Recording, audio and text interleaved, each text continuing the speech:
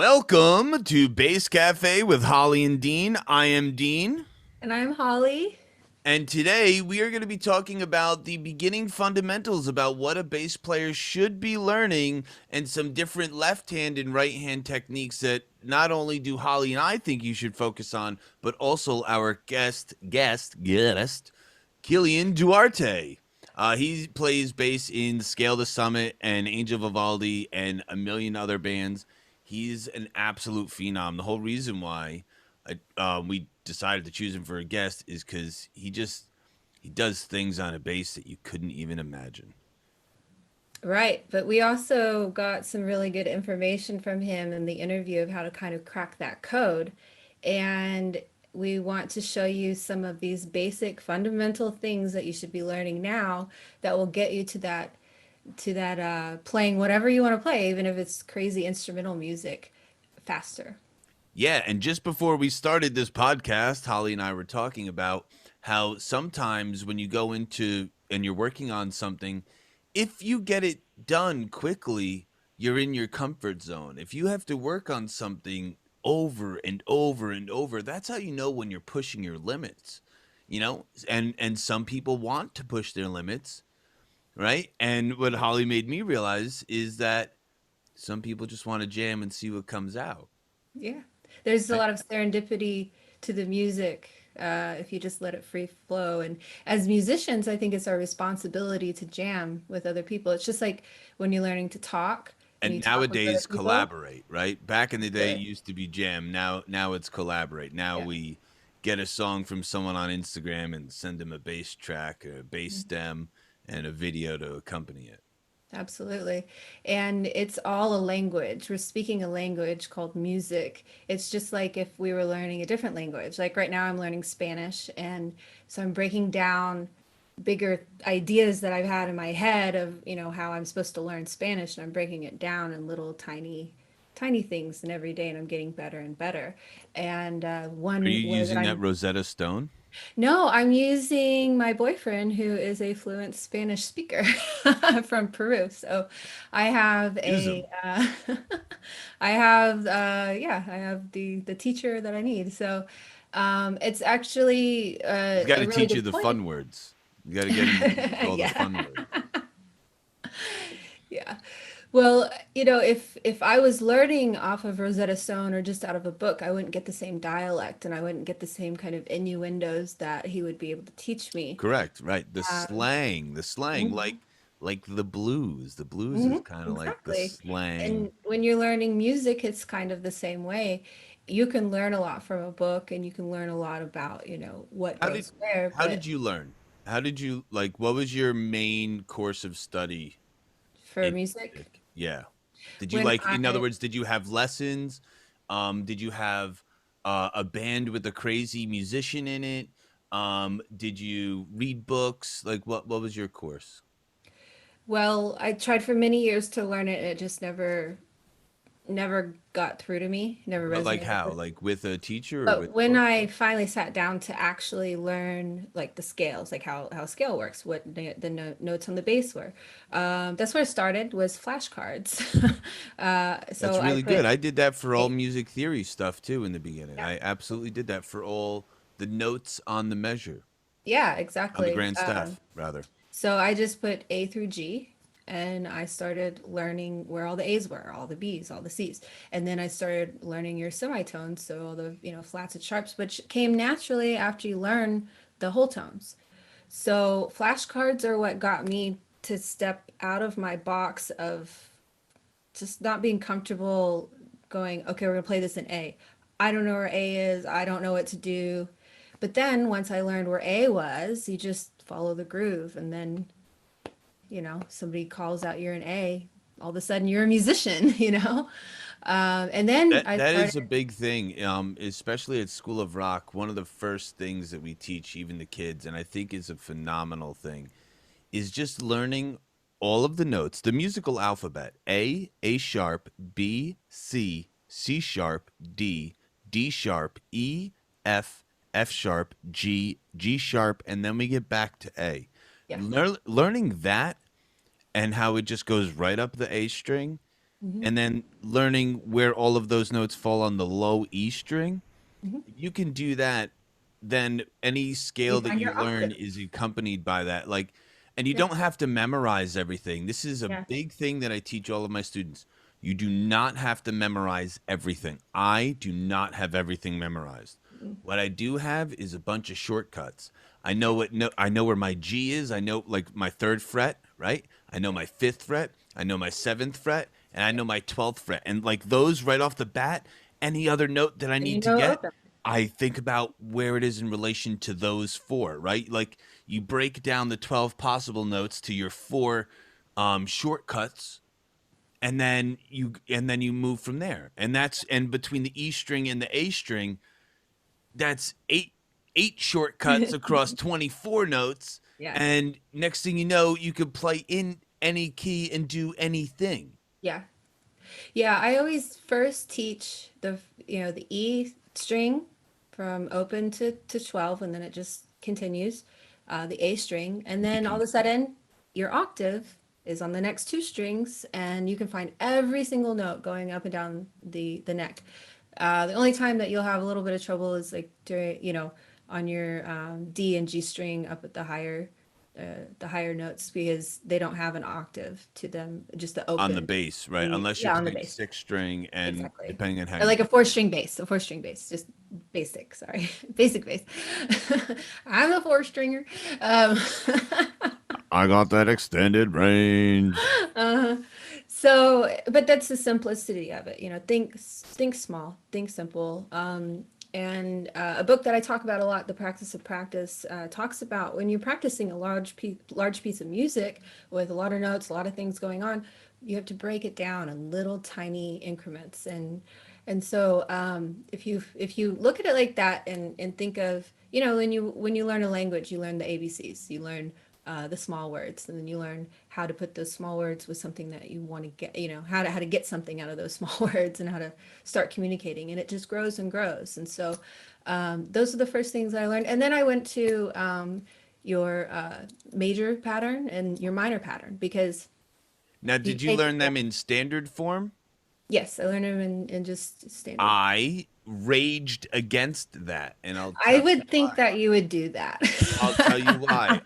I did because I started off playing guitar, Uh, not bass, and when I was learning scales, nothing infuriated me more mhm, than trying to find a groove while running the standard out of the book scales, because some strings there was only two notes, some strings there was three notes, and you couldn't ever mhm, get a roundabout way. mhm. And like Yeah. before Shredder and the internet, like shredders and the internet, like the way these new tabs, Mhm. in any book that I had, there was never a depiction of the scales three notes per string. Yeah. I Yeah. am And that is so hardcore. awful. I hate that. What? I hate that. I hate that there's not just the scale. It's all these other notes. And it's like, it could be so much easier for people if they realize that these seven notes and then you just move them around. Yep.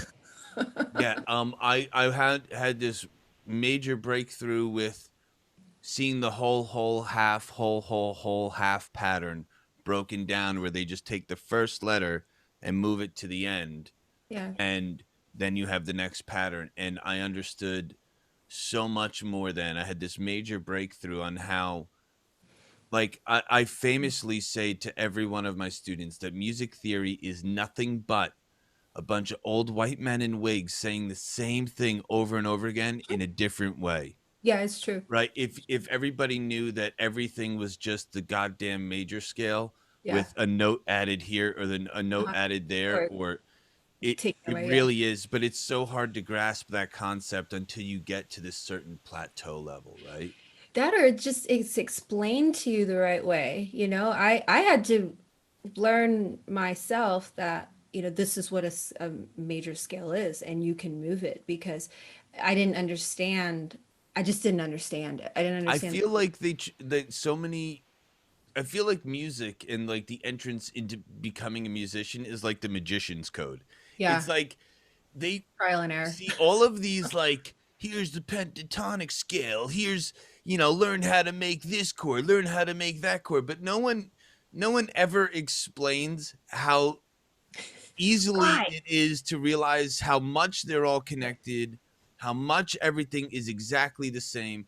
Everybody always makes you think like when you go into Guitar Center and you're like, you see like the book of bass scales, every It's bass like this, I scale. have one. It's And like it's this. like this thick. Dude, I made a joke with my student today, and I swear to God, it's true. I could make an entire book on how to learn every single scale and every single position on the guitar and the bass. That Mhm. book would be 2 pages long. Yeah, yeah. Dude, Dude, I'm telling you, 2 pages. Gretchen Menn, my guitar player, she has it's a 12 chapter or 12 lesson book from the Acoustic Guitar magazine, and it's super thin. And we constantly are talking about how, because people come up to us and they're asking us how we learned, and talking about theory's hard and this and that. One person said to me, he's like, I don't want to learn theory because it's just a theory. And I'm going, you guys are just making it so hard on yourself. Why make it so hard on yourself? And she always tells people, she's like, don't make it hard on yourself. Just Because they learn the make it theory. sound so hard. It does, but it's not. They make it sound so hard. I was the same way. I did not want to learn theory. And my theory to not wanting to learn music theory was Mhm, based in part of the theory mhm, that if I learned these rules, then that would somehow stub my creativity mhm. because I But that wouldn't do was things at exactly the random. opposite. That's exactly opposite of what you need to think, because the more rules that you have, or the more pieces you have in your puzzle, the more you can break out of that. And that's where your creativity comes out and shines. The fact of the matter is that we only have access to 12 notes. It's true. You can only play so many different sequences and patterns. Hmm. That's just the truth. Hmm. There's It's true. only so many patterns you can play. Yeah. And to think that music being around, and even with the bending and getting into the micro, if you want to get down to like microtones, like, okay, yeah, then like so many songs can be original once you put bending into it because, yeah, what's the odds that someone's going to bend to that exact Yeah. minute pitch? But That's when it's open to interpretation. yeah, yeah. But like, My version. really, out of the 12 notes, you just have to know where each of the 12 fall. And so the way I've looked at music, right? I've talked about it on previous episodes and will continue to talk about it. My system of like learning music by numbers, Mhm. which is just basically learning the two shapes of the major scale, 3 notes per string. I don't care if it's on a guitar, on a bass. Learn Mhm. it the whole from the lowest string up to the highest string, the whole pattern. On a 4 string bass, right? It's going to be 3 notes times 4 strings. On a 5 string bass, it's going to be 3 notes times 5 strings. But just know where the Where to octave go? is. Know that the Mhm. pattern goes from the one octave to the next, Yep. And then it and then continues. just know the rest of the pattern. And the And not thing just that, is, but connecting one side of the bass to the other. I do a lot of soloing and stuff, and you want all of that sonic, that high and low of your bass to shine through. And so if you're going to play an E, there's several different ways that you can play an E on your neck. And well, so not even that. It's like you could start off your solo in major, play up the major scale, and then switch to now you're just voicing it in the relative minor. And all that means is you're hovering around the sixth note of the major scale. yeah. Like, again, realizing that every single scale that is in all of those books is the same one scale where they're either just putting in notes or taking them out. Like, Mhm. that's it. It's Yeah. all they are, Yeah, and you it's know? not like we're rewriting anything. Nobody's rewriting the music No theory. one since Pythagoras. It's been there forever. It's out there. And it's been out there even, I mean, before he even wrote it down, because it's music, it's a language. It's a language we all resonate with, and it only works when it works together. I blew this Um, 10-year-old's mind talking about bass today. I did his lesson with a kid who had a fretless bass. It's his first bass, it's a and it's fella. a fretless bass. Well, I guess, I I was mean, he's stand-ups are played guitar before, so okay. he He understands the knows a little bit. concept of like Mhm. how the frets work. And he said that in the beginning Does it? he was playing it where you would play on a fretted bass, and then eventually moved up to like the line, like where you Yeah. should be. But yeah, and I was talking to him like everything is held together with harmony and vibration, right? Yeah. And that's You another thing people, as teachers, a lot of teachers don't teach and break out of the box. They teach the notes, they teach how the notes correlate with each other, but that's only one element of music. There's harmony, there's space, there's so many other things. Yeah, and they all glue together. And again, we can only play 12 notes. So like that's it. If we just do 12 notes over and over again. The only people who play more than 12 notes are anyone who bends, Yeah. because then you are But technically getting so infinite notes, right? yeah. You So know? that's why you can take, you know the 12 notes, you know how they correlate with each other, and then all of a sudden you can be as creative as you want to be. You can do it anything you want to with it. That's why there's so much music out there. That's why there's so many different types of I music. think that everybody should learn the major scale, 3 notes per string on their instrument, Hmm. and the minor scale, 3 notes per string on their instrument. Yeah. Any of the other exotic scales Mhm. are only ever going to be those 2 patterns plus or minus 1 or 2 notes, Yeah. maybe one And other you're alteration. saying you're saying 3 notes per string so that you extend the just extend the scale a little bit It's for more. visualization purposes. If you learn Gotcha. everything 3 notes, if you learn If you learn how to do on a it all the way guitar, if you down. learn the scales 3 notes per string, Mhm. the lower half of like where the lower part of the register is like a weird one, but once you get to the second octave, like if you do the major scale, G major, 357, 357, Mhm. 457, 457, 578, 578. If you do that, by the time you've gotten to the second octave, which is the fifth fret on the D string, Mhm. the rest of the pattern from there on is the traditional major pattern out of the book. Okay. So by learning the scales 3 notes per Yeah. string, you're actually learning both patterns. Where if you learn the traditional pattern, you're still only learning that pattern. Yeah.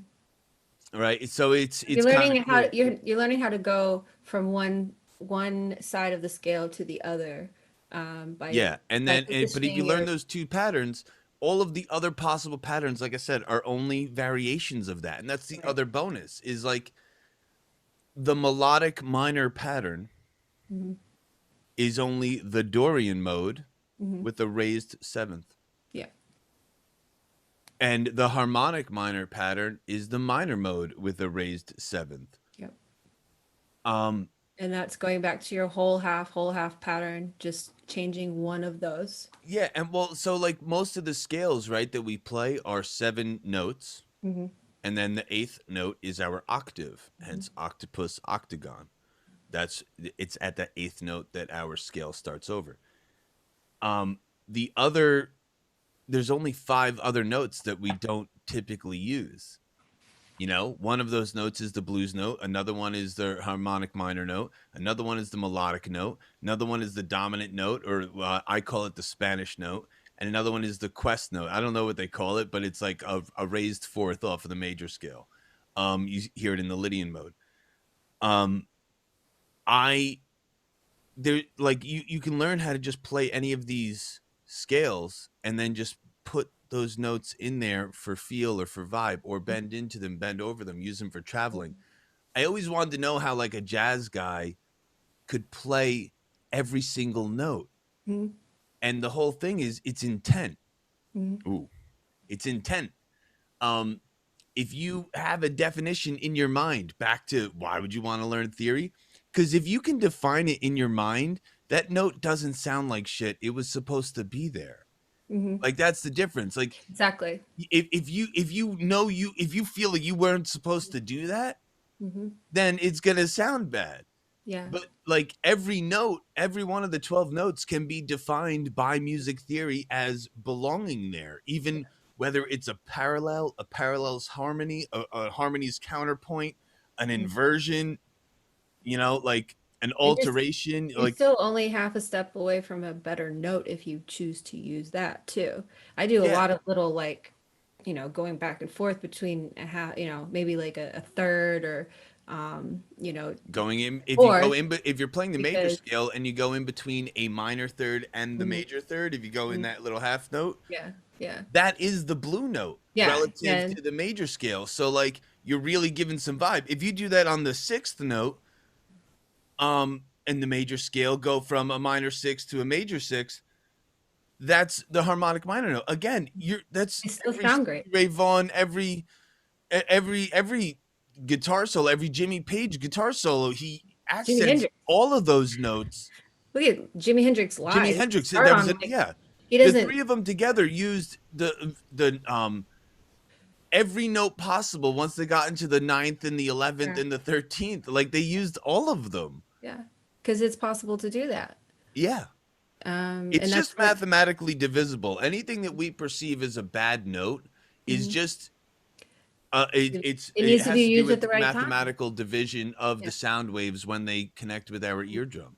Yeah, we were talking a lot about how the bass notes making up the The whatever, heavy. yeah, the heavy, but The whatever heavy. we're playing, and plus the guitars or whatever the highs are make up that note. And so it's important to know where you're going, and keeping your groove is a big part of music. Just making sure that if you're learning how to work with your ear and you're not really you're starting to jam with people and you don't really the notes of the scales, but the next part of your journey is to start jamming with people and to start really becoming a musician. You need to learn how to groove, I and can't even you can blame groove with 20 one note, and all you got to do is find that right note. so I can't even blame 2020 for this, but like I've been feeling it for a while. Like we've lost the Pink Floyds and the Led Zeppelins. We've lost them a long time ago. It had a lot of it had to do with home studios and the ease La of la la recording. la. No, but the typo negatives. We've lost these bands that would go into a studio and we'll do that and we'll jam, right? For various reasons that stopped, especially nowadays with everyone, being 3,000 miles away. Mhm. With latency, you and I can't just jam. No. I would have to record something and send Yeah. it to you and you would have to play to it. That's not jamming. Yeah. Jamming is I start bending one way, you Mhm. start bending another way, we push and we pull, and then we Exactly. get our groove, right? Exactly. It's all about the push and the Magic. pull, and you Yeah. lose that, Yeah. where one note can mean so much if Yeah. the bass player, the Yeah. guitar player, the And singer, and the drummer are all hitting it a certain way yeah. with each other, off each Yeah. other, together, around, moving forward on the beat, moving back on the beat, swaying, like following, maybe not even following an actual metronome, maybe just following the psychedelic sway of the Following the lead drummer. singer. And whenever the lead Following the singer drummer. gives like Michael Jackson, Hmm. Michael Jackson famously would, yeah, yes, he's a phenomenal musician in his brain and in his mind and everything else, but he would call out hits Hmm. with his hand. That doesn't mean that it's on time. Hmm. You're on time with that. With that, Hmm. Hmm. where are we? With His that, show. His show. yeah, exactly. Like Michael Jackson show. right, and there's so much to be said about that when it comes to chemistry. Yeah. I was Yeah. watching this You really show learn. that was talking about cops and talking about how cops and their partners are very much like a relationship. Oh, Hmm. and Gene Wilder talked about how like there's just certain people you have chemistry with, and he said that when he worked with Richard Pryor it was just like this chemistry. It's the same deal. It's Uh-huh. working off the Fans of beat. chemistry. Yeah. Yeah. Yeah, Yeah, it's that's how that's your magic, which that's the unfortunate thing about COVID is that we are not able to do that anymore because I think it's part of the musician's soul is playing with other players. But that's also, take the time to really hone in and learn your craft. I mean, if you're one of these musicians that just skates by because they kind of know the major chord or major, patterns, or they kind of know the minor patterns, then maybe it's Gotta time to drill them. jump up You your gotta game. drill them. Yeah. Yeah, drill them out and Practice, practice, practice. go from one end of the neck to the net, to the other end and I really, I really learned get it in. I learned all seven diatonic modes. I learned all seven of them: Ionian, Dorian, Phrygian, Lydian, Mixolydian, Aeolian, and Locrian. I Hmm. came up with my own little thing. I don't pick lemons my aunt likes to remember the order. All I right. had something And really I weird sat that I there and did. I drilled them. And I looked at a piece of paper and I Uh, drilled them and I drilled them and I drilled them and I drilled them and I drilled them. And then all of a sudden I realized, oh my God, these are all like the same thing. yeah. Why didn't anyone tell me? Like, I was like, Yeah. these are all the same but different. It's like Yeah, you have to find the there's patterns four and patterns, the minor patterns, mhm, that are almost exactly the same. yep. Because they're Three based of off the them, you minors, the only majors. change one note Yep. between Mhm. them. The fourth one, you change two notes, big Yeah. whoop, on the Locrian mode. Mhm. And then the other three patterns are almost a major scale. Yeah. It Super easy. Yeah, it's But like super easy. yeah, and I think if you were to break it down and say it out loud. And so many times, like, because I drilled that over and over, I can set myself a simple chord progression. And sometimes I play just a single note and I loop like just a single note and I'll loop just like an F. And then I'll play the major scale and I'll voice it like it's major. And then I'll switch it into the Mixolydian mode. So that way now I have the minor seventh with my major scale. Then I Mhm. switch it into the Dorian mode. So Mhm. now I have the minor third, but I still have the major sixth and the minor seventh. And then I switch it in, and like Yeah. slowly I did mold it into this in from one scale to another. I did this You don't this realize how jam. easy it is. I did this jam with Fred. It's on my Instagram, and he just did a drum Fred track. who? Krueger? Who? Freddy Krueger? No, Freddy Chink. Yeah. And he just did this drum track, and there's a What's his couple different Instagram? Freddy Chink drums. So I did this thing with him where he just did a drum track, and then there's several different musicians that did their thing over it, right? So I did a bass track, and I did several different Oh, I think modes. I saw that. I saw that. Yeah, so I had I can't remember all I had in there, but I know I had like mixed Lydian and major and I don't know, and minor maybe. I mean, I just mixed it all up and just came up with this some cool stuff, and then I mean, it flows. It All all these works names, together. It's right? great. And for all these laymen who are watching, right, understand that we're nothing more than glorified laymen. You know, all these names of all these modes. There's seven modes because there's seven notes, and like so much of just grasping that, that even when you learn things like the pentatonic scale, you're still learning the pentatonic modes. There's five of those modes: pentagon, right? Five modes, five tones, pentatonic. Penta. Um, that's the same as the other scales. They just took two notes out.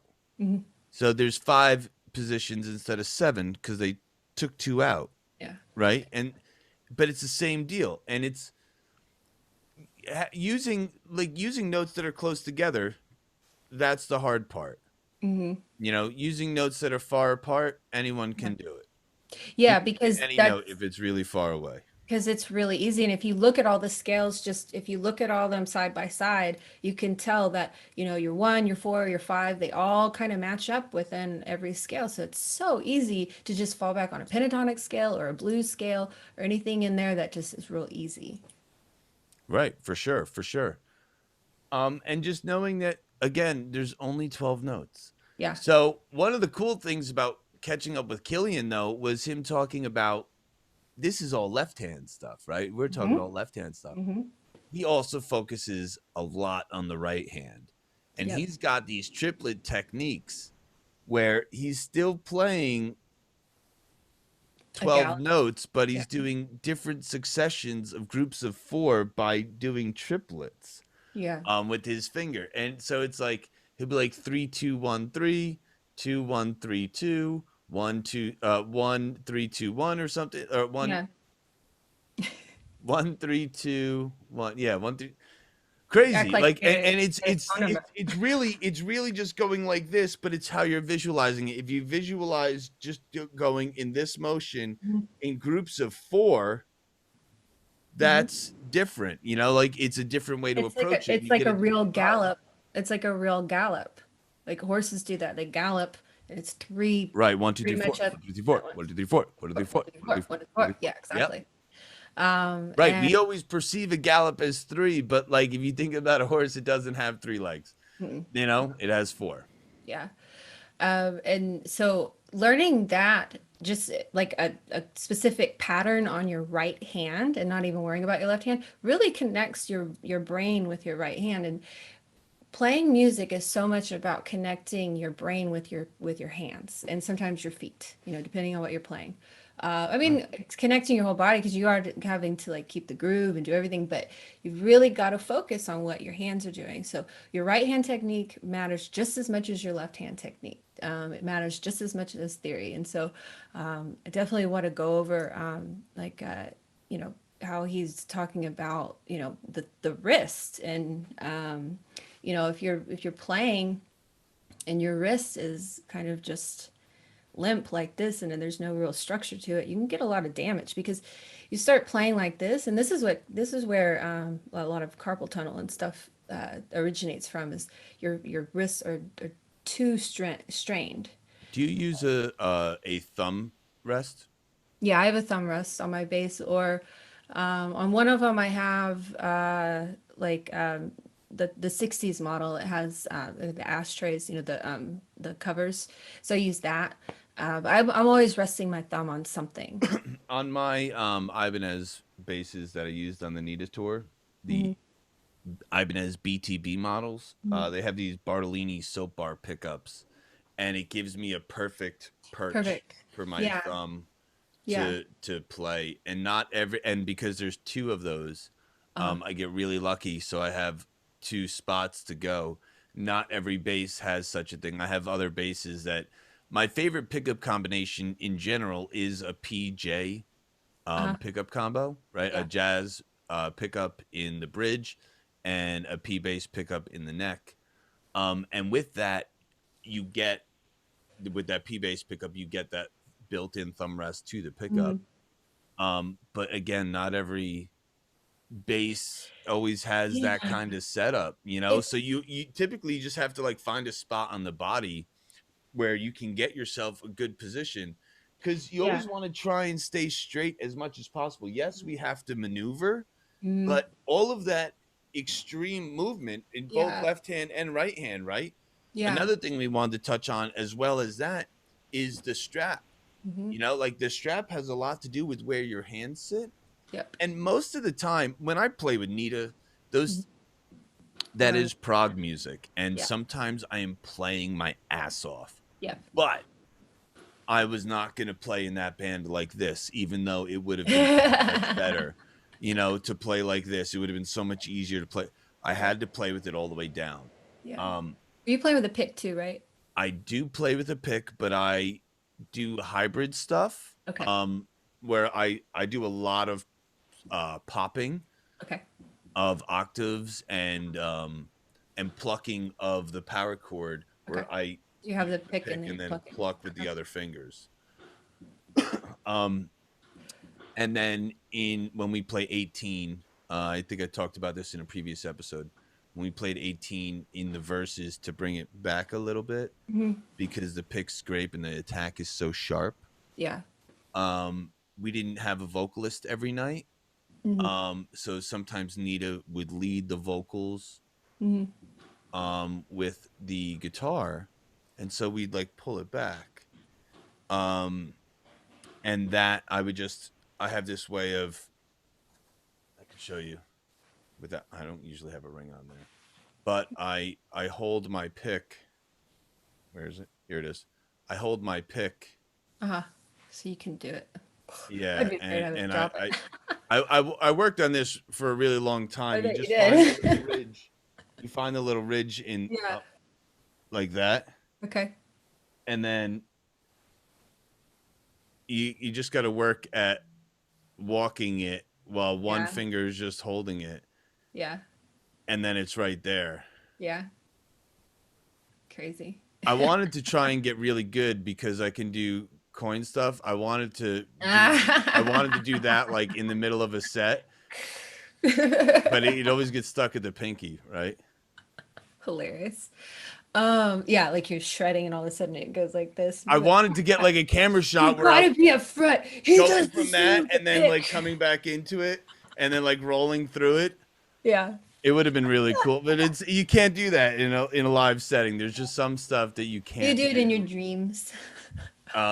Just because of You pretend sweat. like you did it one time. It's And fine. anyone who's ever seen me perform knows that I am a sweaty, sweaty mess when I get off the stage, and I love it. I am a wet mess. You all, yeah, you put your all in. That's great. Yeah, I have So, to. I have to. how about, can you show everyone how you would try and practice with a straighter wrist instead of a bent wrist, or maybe even how you would stand up with a bass and practice more with a straighter wrist? Because With there's a cameras, difference. I can't really do the standing up stuff, but I Okay. can totally do the The sitting down, totally yeah, fine. I'll do sitting down, I and just I'll get into that.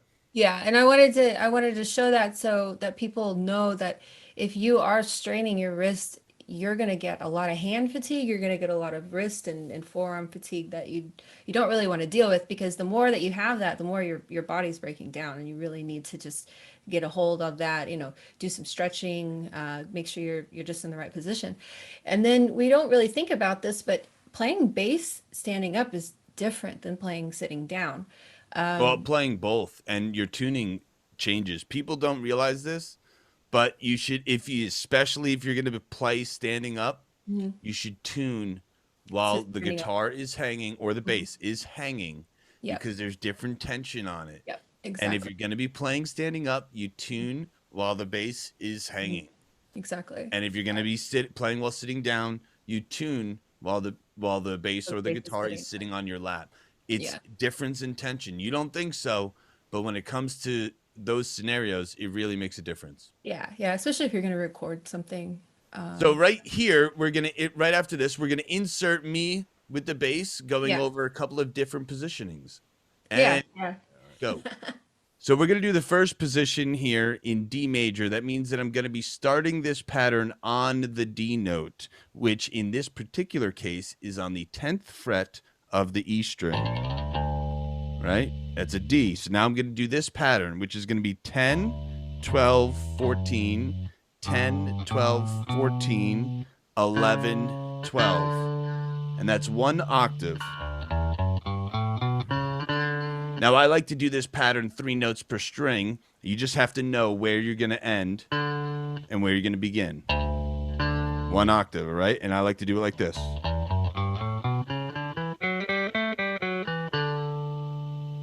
And when you do that, you get a nice rhythm when you get 3 notes per string. Now, from our root of the D, we're going to move down a step and a half, which means we're going to go down 3 notes. And we are now on the 7th fret of the E string. I have a 5-string bass, so do not get confused. So we're going to go 7, 9, 10. 7, 9, 10, 7, 9. And that's one octave. Again, I like to do this pattern 3 notes per string, so it's going to be 7, 9, 10, 7, 9, 10, 7, 9, 11, 7, 9, 11.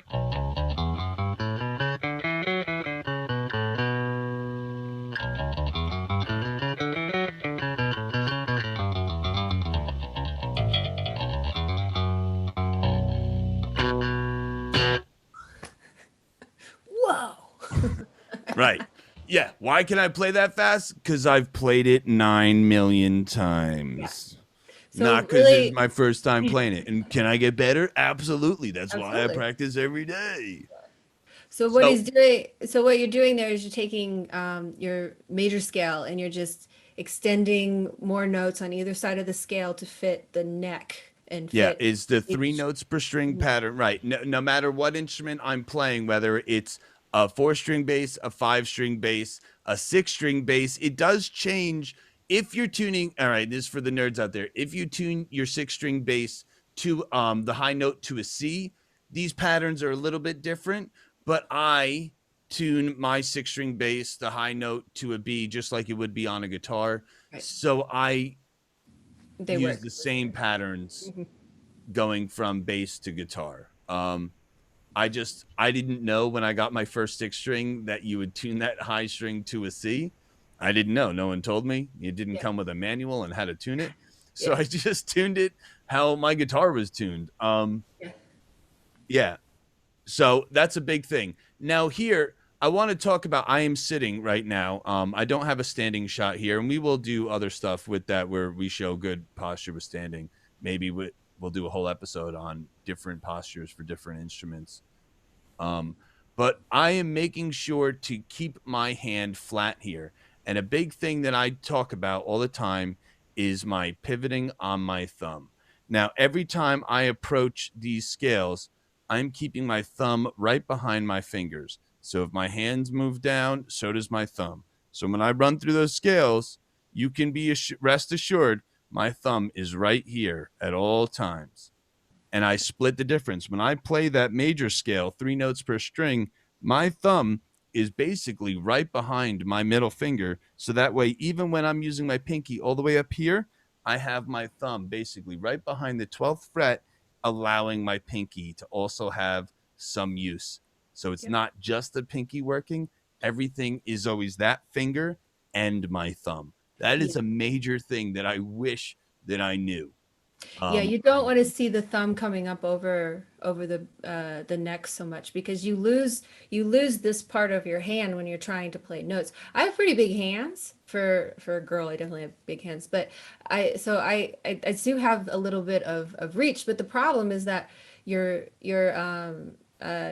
joints don't bend any more than what they do. So Right. And once we get these techniques down, we can afford to be a little bit lazier. Like I will mhm, be caught with my thumb up here when it shouldn't yeah, be. That's yeah. only because I've focused so much and built up the strength already. Mhm.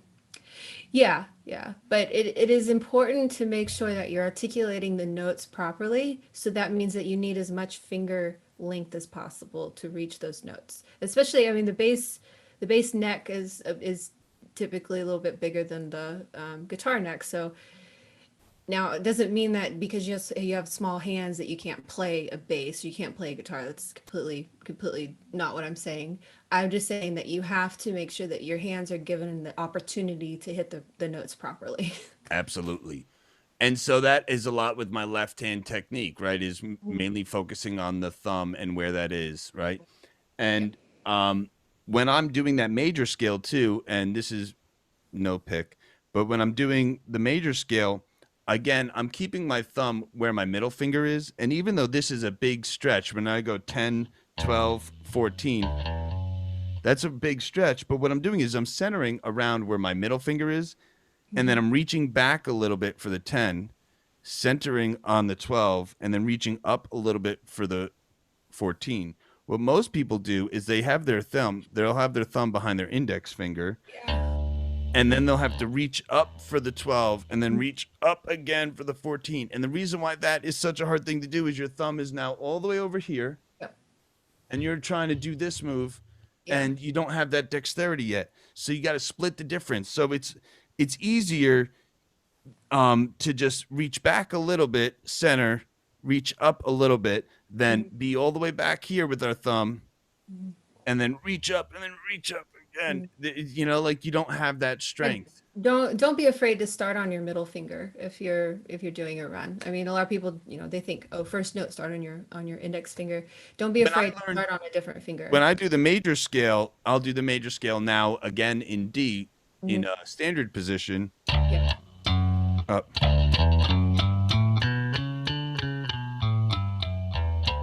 Yeah. I start that with my middle finger when I do that in a standard position. Right. Um, and I do that with all the pentatonic scales. If it starts like that and I need to have this finger here, I Yeah. will start with Pick my up your middle third. finger on that scale. But Yeah. again, I like to learn. Yeah. If you're picking up a third or a flat fourth or something, yeah, you need that extra finger back there. I also like to play the notes, the scales, 3 notes per string, because my favorite interval and Kilian's is the ninth. And Yeah. that means that when you play the major scale or Uh, the minor scale, it would be the ninth note in this pattern. So right here would be 1, 2, 3, 4, 5, 6, 7, 8, 9. yeah. And Just that write it sound from that the you get for octave. the ninth is right. Beautiful. It is right up from the octave. It's not, it's what, a whole step from the octave. So it's not that far from it. Right. It's just you're extending that scale. And that's why it's important to A learn your, ninth is just an octave of the second, yeah, exactly. Exactly. which in both cases of the major and the minor scale is of a very neutral note. Yeah. Yeah. So that's why it's important to know your scales front to back and how they extend and come back. Now, another thing that I mentioned um, is that we've talked a lot about in a couple of these episodes is where you want your thumb to be. And I Yeah. happen to have these soap bar pickups. So I Hmm. always get myself a good posture. I'll move so you can see.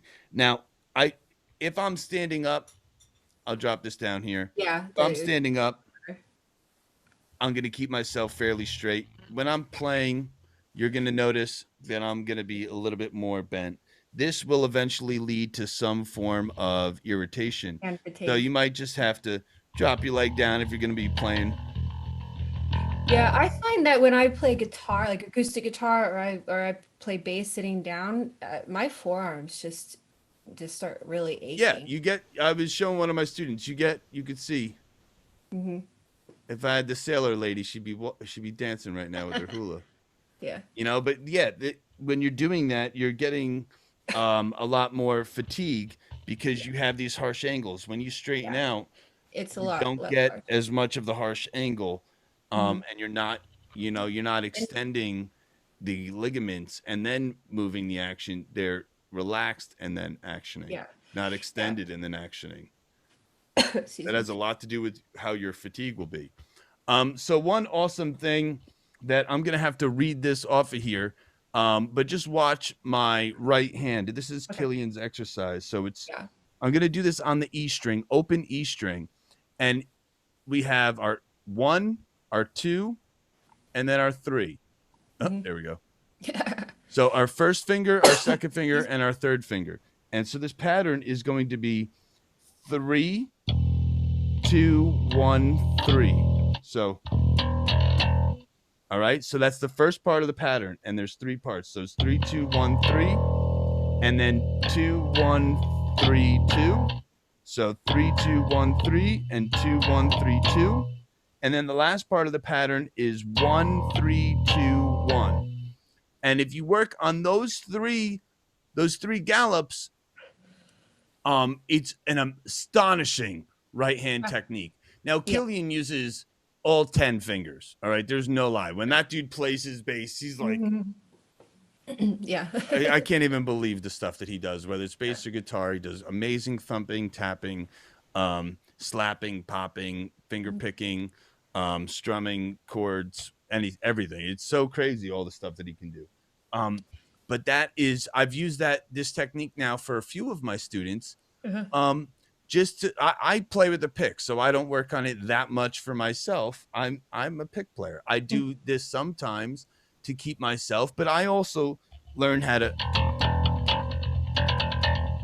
Mhm. just keep it going, right? And I could hear that I was a little not even, so I have to Yeah. learn how to pull myself down, right? More of a gallop. Yeah. Yeah, and bring yourself down. Yeah. Um, it's really, really, really important stuff. Yeah. I'm so happy that we're able to give little lessons here I in the know. podcast. This is This great. is what I was really looking forward to, is being able to share the lessons that'll really cut through the red tape, and get Yeah. people to And so break out of their these box. are the main points that I think that we should focus on. Yeah. Everything else that we'll cover, from how to hold a pick, Yeah. what strings to use, how to tune, all kinds of stuff like that. Yeah, but there's a whole segment we can do, or the whole thing we could do about pick versus fingers too. So And everybody, just know we're just starting off. This is just the yeah, beginning. This is just yeah, the yeah. beginning. This is Got all so kinds great. of stuff we can talk about. Fourth episode in, we're already doing lessons. Who would have thought we'd be Yay! able to do this, right? To finish off, and I'm going to do all of these in the example of D. All right. So whatever you'll see me doing from here on out will be an example of it. But the major scale is our first anchoring point that we want to drill over and over. We want to go.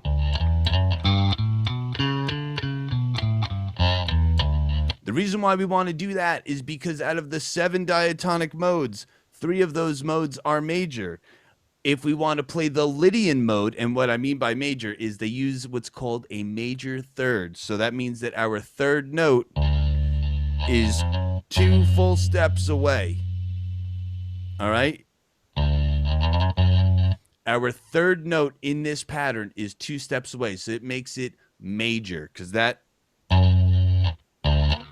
just called a major third. If you don't know, it is. So the Lydian mode is just the major mode with a raised fourth. So a Lydian mode would be, we changed one note. The Mixolydian mode would be the same as the major, except we would have a flat seventh. So it'd be like this. That's it. Now you know all 3 of those modes because you drilled that major mode over and over. What is the major also called as a mode? Ionian. The Ionian. Ionian, Mixolydian, and I did Ionian and then Lydian and then Mixolydian. I did them in their modal order. yeah. The other mode is that we're going to drill over and over is the minor mode. Again, I'm going to do this in the key of D. Relative to that major would be the key of B, but I'm doing it over here. So, so we have D minor. It is D minor because I'm starting it on the D note, which is the 10th fret on the E string. Before we did it over here. Right? So now we're doing it over here. Same pattern. If we want to play another one of the modes, let's say the Phrygian mode, we would play the same pattern except the second note is going to get flattened. So our pattern is now to play the Phrygian mode.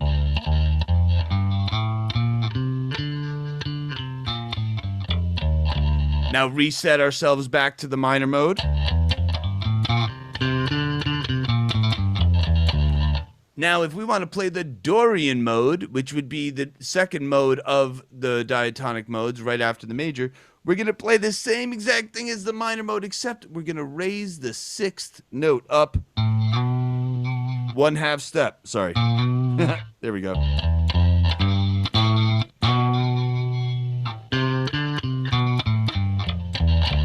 Boom. The only other mode left is the most difficult, and it's the Locrian mode. And the reason why it's the most difficult is because now we have to move 2 notes, as opposed to every other time when we only had to move 1. And now Locrian, we are going to move the second note of the minor scale down, and we're also going to move the 5th note down, both by a 1/2 step. So now our pattern is this.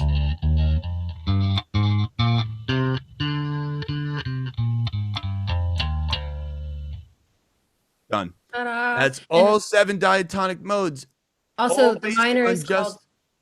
The minor is called what? Also. Oh, and the minor is called Aeolian, right? There So you go. our diatonic mode order, by the little anagram that I like to use, is I don't pick lemons my aunt likes. That means Ionian or major, Dorian, Phrygian, Lydian, Mixolydian, Aeolian or minor, Locrian, and then it repeats.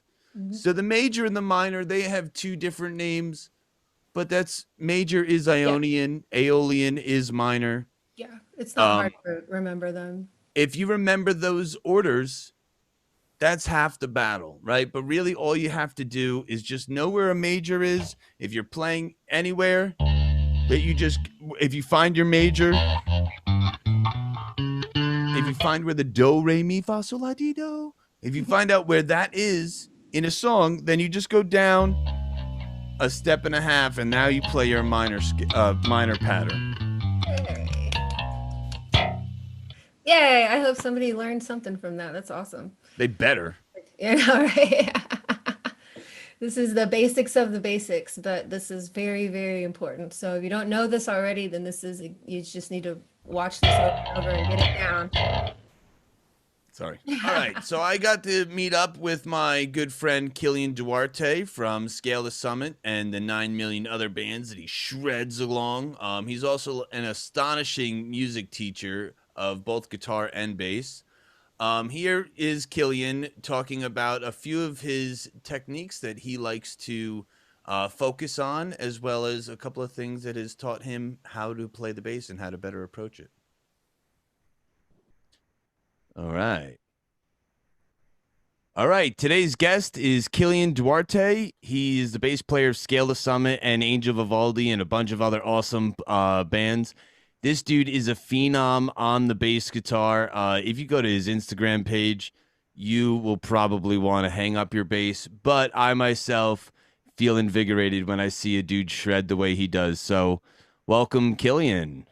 Dude, thank you so much for having me on here. Honestly, I missed seeing you, and like honestly, big honor to be here. Thank you. Thank you very much, man. Yeah, we're really excited to bring this podcast to life. And just, and I'm going to reiterate this over and over all throughout the podcast, but the whole purpose of this for me, for my aspect, is to give people the shortcuts that took so many of us so many years to figure out just by, trial and tribulation. And so I just wanted to talk about a couple of things. Number one, what is the right hand technique that you relied on the most, and as well as the left hand technique for when it came to playing bass in specific? So when I was a little younger, I had a little bit of a playing injury scare, and I went back to the drawing board and I saw a player named Gary Willis, and he gave me this technique. I cannot recommend Gary Willis enough, but of raising your elbow for technical music. The reason why for this is for the right hand specific answer is that when you have your elbow raised up, when you're doing technical things, your wrist is straight versus where you see a lot of fusion guys, they do what I call raptor claw. And that can lead to a lot of strain issues here because you're technically like giving an obstacle between where the energy is being transferred. So that was a big one. And then on top of that was my 3-finger technique, which was from Billy Sheehan, which I was very fortunate enough to like do some work with him. And it's basically 3-2-1-3, 2-1-3-2, 1-3-2-1 technique to break up the gallop. Now, and you do that, it's 12 notes, right? Mm-hmm. Broken into a movement of 3 fingers separated 4 notes at a time. Exactly. So right. That between those two things are the biggest things for my right hand that have helped me. I will say this, as much as the breaking the 4-note pattern, I really try and give all my students injury prevention. Try and raise your elbow. If you ever feel strain, try and correct things your body feels. Your body is always telling you if it's straining yourself. And I play a lot of technical, crazy music. So like stuff like that. So if you're playing a lot of crazy stuff, don't ever do like this. Try and raise your elbow. So that's for that. For my left hand, it's much more simple. Real quick, before we get there, how do you position your right hand? Now, I have a very, I don't know, I just look into this a lot. I'm very intrigued about this. But now, you play so many things and you move so fluently with your fingers. Thank you. Do you ever do 4 fingers? I do for 4-note patterns on my low string. So let's say if like I'm playing an abiotic song, go but it's one end, one end, one end. Then I'll do like a flurry, like a flamenquilla. Yeah. Now, when you do that, how are you positioning yourself? Because all 4 fingers, right, for new players, right, all 4 fingers are different heights. So when I do 3-finger patterns, I have to shorten up my middle finger a lot. You know what I mean? No. To match, and then to match my pinky, I would have to shorten them up even more. Yeah, so I only use 4 fingers for bursts. So that's very specific. So let's pretend my finger is a string. So if I'm going, so I will raise and angle my hand in Right. certain Yeah. You're patterns. you're angling your Okay. hand to bring it. Right. But when I do three, I try and do what Billy Sheehan does is that I try That's good. and level everything. So Awesome. four is that I'm doing a burst and coming down like it's an angled burst. But with three, when I'm doing like 30-second notes, it's like that. But that is a very good question because a lot of people like I do use my pinky, I had to but it, figure that out on my own. You know what I mean? And that's the whole purpose of this is like that. You know how long it took me to just sit there and like flub a note and be like, why is that? Why every time when I hit with this finger, is it falling behind or is this one too far ahead? It's because they're different lengths. yeah, So yeah, you a have to big part. make you have to make up for that on your own. Yeah, a big part of my private instruction is showing people how to like, regardless of their anatomy, is to kind of compensate for regardless of their hand shape. Like, look, dude, I'm 5.5 feet tall. I don't have big hands, but it doesn't matter. I play bass. I play upright bass, whatever. Um, I think anyone's anatomy can be adjusted slightly to be able to do these things. And I always bring that message of optimism to people who are like, especially with like slap stuff and stuff like that. Like, oh, my thumb is shaped weird. I go like, dude, I have like a little itty thumb. Like, I think it's just there are a lot of things that people. It's details. It's little details, and I think that that's important because I think as much as the internet's awesome, we also have done this culture of where like, oh well, there's a video, go figure it out. But first time I studied with Matthew Garrison, he taught me a lot of things in person, where it's like little nuances with that. But I'm not trying to deviate too long. The second thing is, and it's tied to that, with my left hand, and it's really one finger per fret for everything, doing scale exercises, and trying to eliminate finger flare. And finger what? So, like when you're doing certain scales, just when we're starting to develop left hand technique, like just by the nature of how our tendons work, like we have like a finger that will flare out, like we have pinky flare. Oh, finger flare, yeah. A finger Yeah, flare. yeah, exactly. So I try to reduce it as much as I can.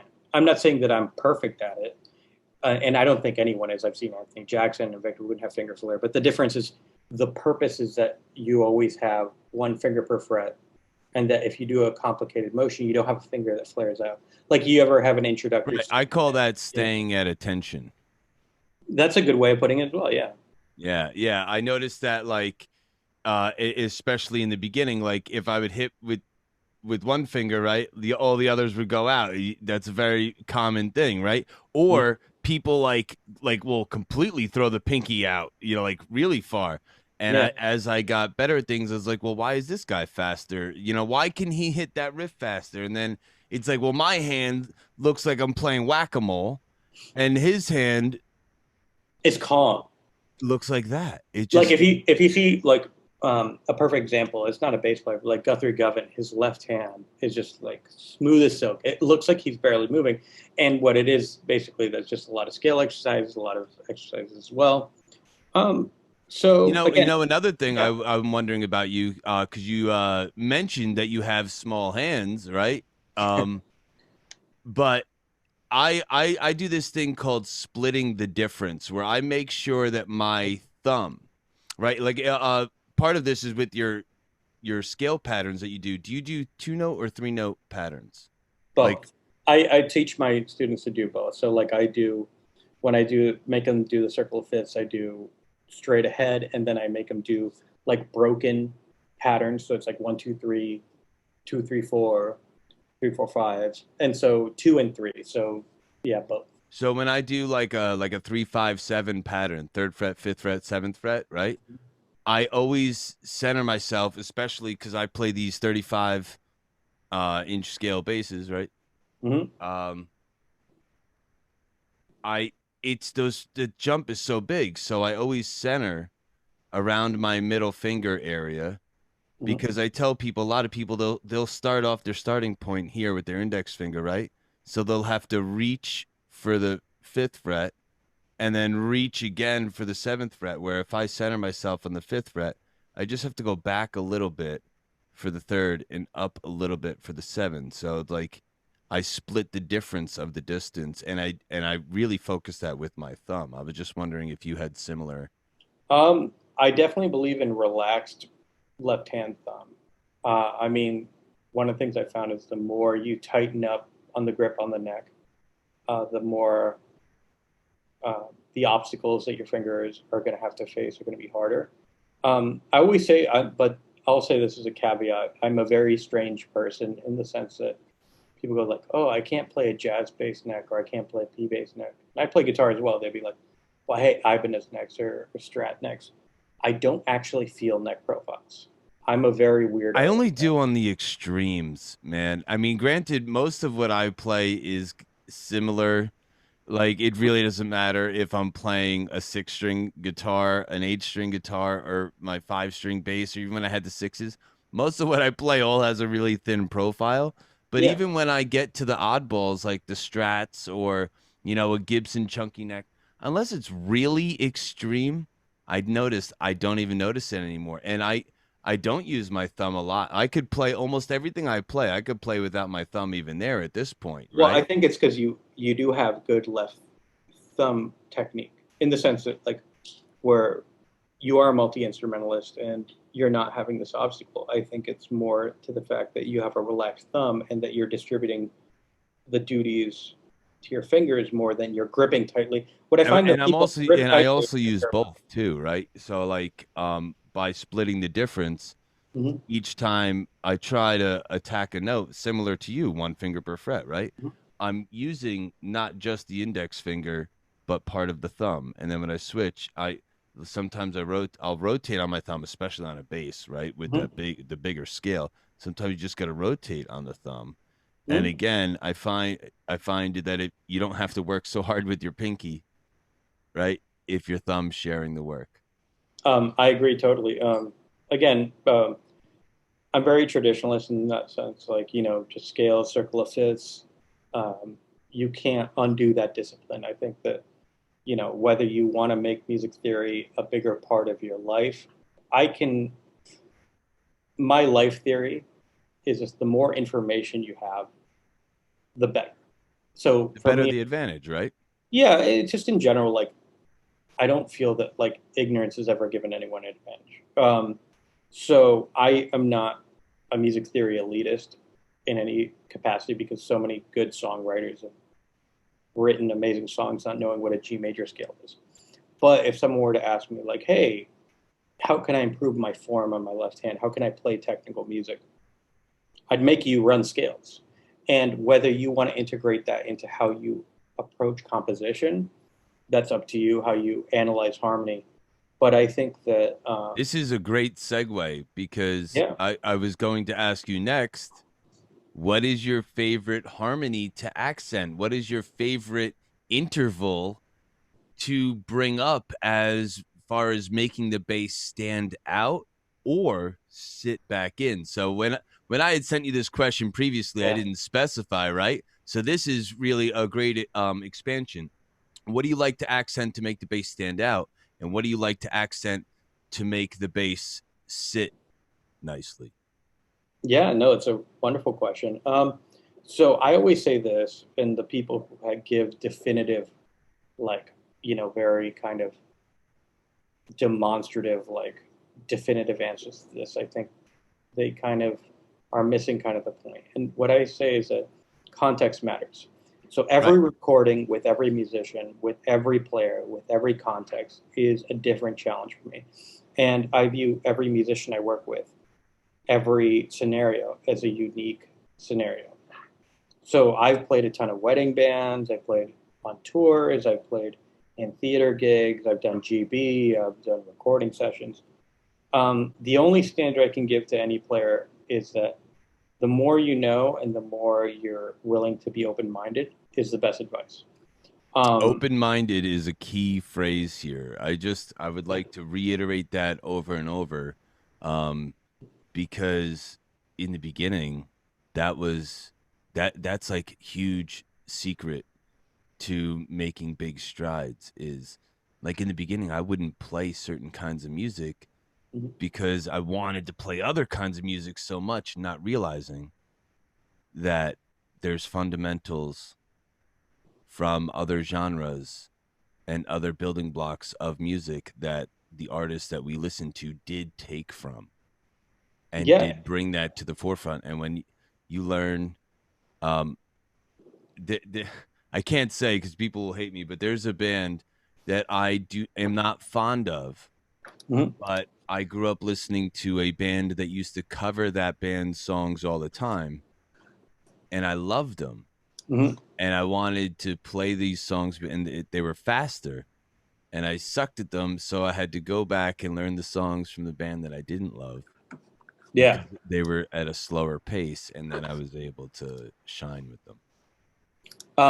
Again, like every little thing tempo, um, kind of attack, everything is a learning experience. So like playing in a wedding band and also playing in a punk band are equally beneficial. And like people would be like, well, one, you can just phone in. I go like, no, dude, like the stage You presence can't playing phone in down picking. People could say whatever they want. I've played in punk bands.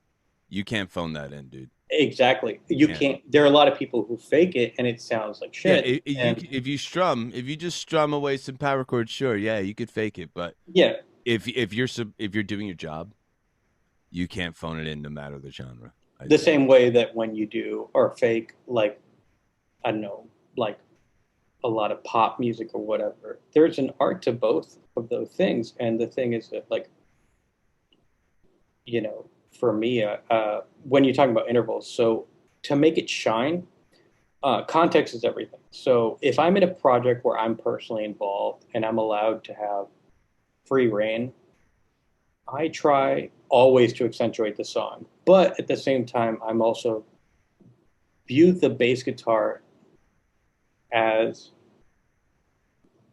a color, meaning that, like, so I remember watching a lot of my favorite guitar players because I'm very influenced by guitar players, and again, Angel, Chris, fucking, you know me, my resume, like I'm just playing with guitar players all the time.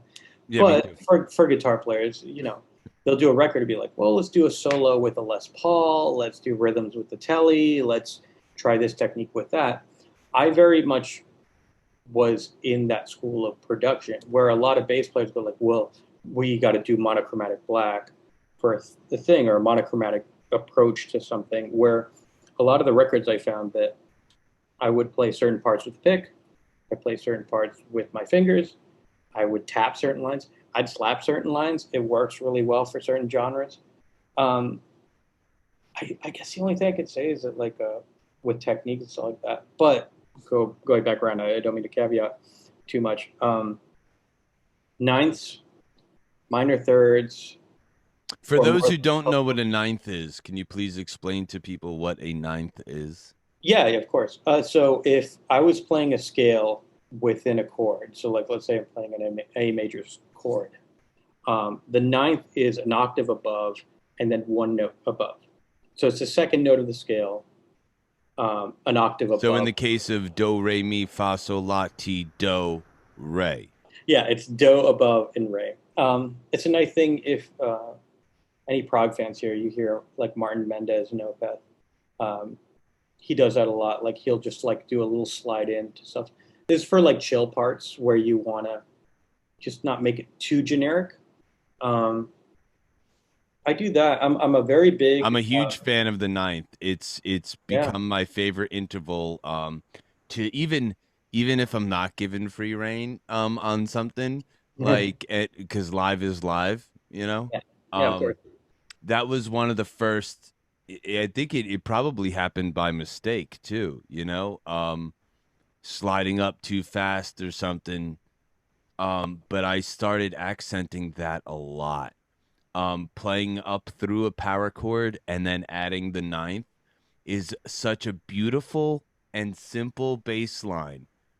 So beautiful, so simple, sounds good in pretty much every spot in every song. If it's a four chord progression song too, forget about it. You could do it on every single chord. You And could also, you're not being excessive usually. No, it just sounds sweet. It's like one extra note, you know. Yeah, exactly. And it just gives a little tension to the chord, the root note that you're trying to play. Yeah. Again, context everything, but I'm also with speaking about fundamental stuff, like the 4 records I'm releasing this year, there's Yeah. a lot of kick drum play, and I think that there is so much you can do with just sticking with the kick drum. So if you have a drummer with great feet, if they know exactly where to accentuate, how to play with the feet.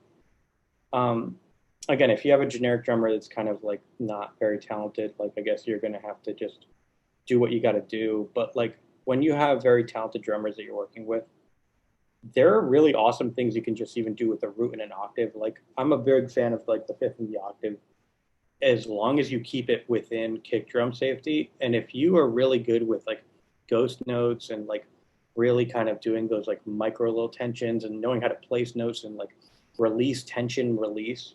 These are things you learn like recording for years. But yeah, I'm really happy with my rhythm section work on these records. And I would say that even with my pop work and the things I'm doing that are totally not within my big band things, just like understanding the kick drum and the snare relationship is so vital. And then knowing how to use fifth and octave.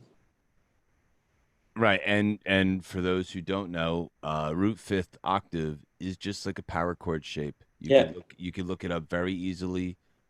It does sound awesome if you strum it on a bass sometimes, you know. yeah. It And chords sound great on bass too if you're in the right it context. yeah, if you're yeah, right, if you're in the right context, right? Usually you could just play them up a little bit higher on the neck. Usually everything sounds a little bit smoother in a higher octave, less mud. But if you have the right like settings, the right tone, the right attack, you can Right play. moment, yeah. Yeah, you can. Anything goes right moment. Yeah, yeah, absolutely. Um, so what arpeggio, or what type of arpeggiation would you suggest someone to dive into when it comes to taking the first steps into prog rock, right? So we have root fifth octave, right? Mhm. And we've talked about the ninth. When you do prog stuff, do you ever accent the third, the sixth, the Um, fourth, or the seventh? What? I mean that's a very loaded question, but if I want, Of course it is. oh no, Well, no, we wouldn't be here if it wasn't. oh no, of But course. But I do have an answer for you. So I would say that if you're first dipping your toes into the pool, I think that a lot of prog is based on metal, and a lot of metal inherently is based more on minor scales. So learn your Dorian and Aeolian modes and just minor third, fifth. Um, you'll just start seeing that pattern more than you will other scales. I'm not saying you won't. I'm just saying like in that world, minor or metal is kind of like that darker sound of minor. So minor, Alien and Dorian, minor third. Um, Especially if like you're a kid, you're starting to learn music. Which again, I'm such a anti gatekeeper with learning things. So if you're someone that's learning prog or just someone that just wants to learn songs, do that. I think there's nothing wrong with just learning those basics shapes. and I want to express this again. Yearn to learn, Mm-hmm. because I by the time this podcast has reached, the episodes that we have scripted, I'm probably going to say this 10,000 times.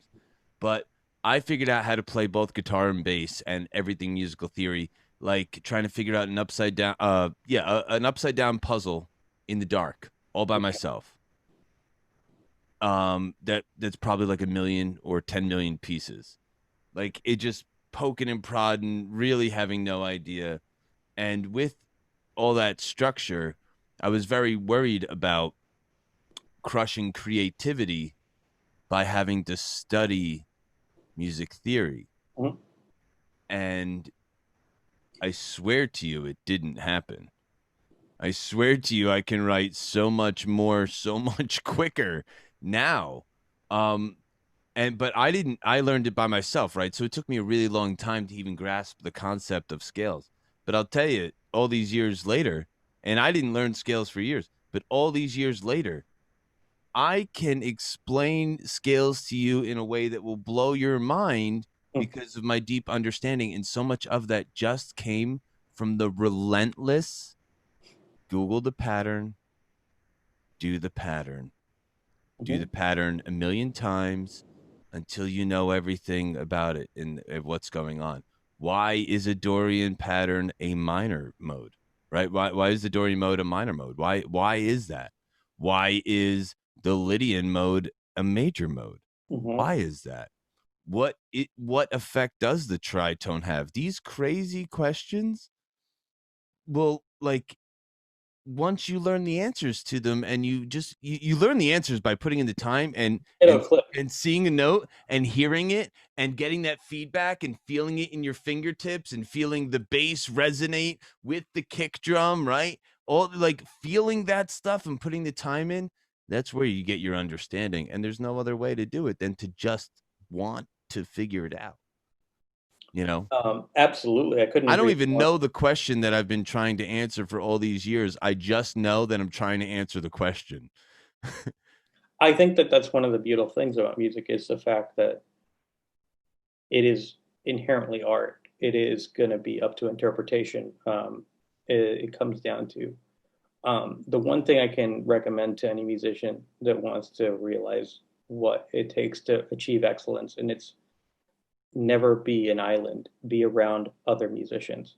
Because no matter how inherently talented you are, no matter how much drive you have, being around other people's creative energy is going to get something out of you that you cannot imagine. Like these records I'm doing this year could not have happened without being around these absolutely wonderful people. Like, we both played with Angel, we both played with a bunch of people, and it's their interpretation of these frequencies and everything will make you a better player. So the more musicians you play with will just inherently make you better.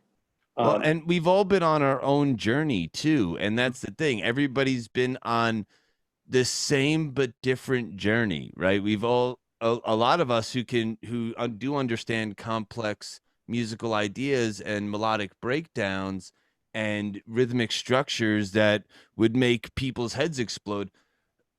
We came about all of this by poking around our own particular way mhm, and then coming to our conclusion, and then we collaborate with someone who did that same thing, but they came about it this way. mhm, And it's great that you brought up the kick drum, because something, a lot of bass players come to bass from guitar. I did, right? um a lot of bass players come that way. Something I would like to explain to new bass players, or beginner bass players, or even remotely advanced bass players. Drummers count things differently. yep, And you have, like, we count like guitar players when we play bass. We really do. Um, Sometimes we'll count like drummers, but I've met more bass players that count more like a guitar player when it comes to how we're structuring out riffs, how we're structuring out patterns. Drummers always have twice as long as the rest of us. Always. We always look at things in smaller patterns. And I think that's because when we're trying to practice and we're trying to learn, we break it down in smaller sections, where drummers, they have this groove, unless they're doing crazy syncopation and stuff I call the code, right? mhm, Doing these crazy syncopated patterns. Um, Unless they're doing that, they're really just keeping a groove. It's like groove fill, groove fill, groove fill. That's playing drums sometimes. And it's just when you can figure out how to break down the drummer's time, not yours, you can have a larger idea that you can get across. You brought up playing off the kick drum, and you said, if you don't have an experienced drummer, there's that Carol K video that I love. I love karaoke. Oh Yeah, my she's the best. gosh, I have learned so much just from Senpai, her outlook. Senpai K. But that video that she has of making the metronome dance, Mhm. it's so hard to find. First off, I can't just always just find it. But if you have a drummer who's just with his kick drum, you can make that kick drum move if you want to. Absolutely. Another part of this, it might even be this particular podcast. I got to figure out where it is. But Another thing that we've discussed on this podcast is being on the upbeat, being on the downbeat, being ahead of the beat, being behind the beat. That's a big thing. Hitting your bass right before the kick drum, My right pop after gig, the kick drum. I've been so fortunate with wedding theater, and I'm in a Duran Duran tribute band. So being in pop gigs professionally has been so fantastic with understanding pop grooves. And like, there's a lot of people who play metal or rock. They go like, "Well, pop music's easy." I go like, "Have you ever like really?" I'm not saying that it isn't. Yes, playing Dream Theater or playing Tech Death is harder. Yes, I'm not going to debate that. The difference is that there's an art to each, and there's a beautiful art and a mastery to playing pop music extremely well. And there's a reason why you see like Sugarfoot play with Michael Jackson, and he nails it. And like, you'll see um, Al, I forget what the bass To player was. play anything right Yeah, is hard. To yeah, play exactly. anything like a specialist is not easy. Yeah, And, exactly. like, I learned in the beginning, right, just to play power chords instead of open chords, and that meant that when I played song, yeah, I was playing the song, but was I playing it exact?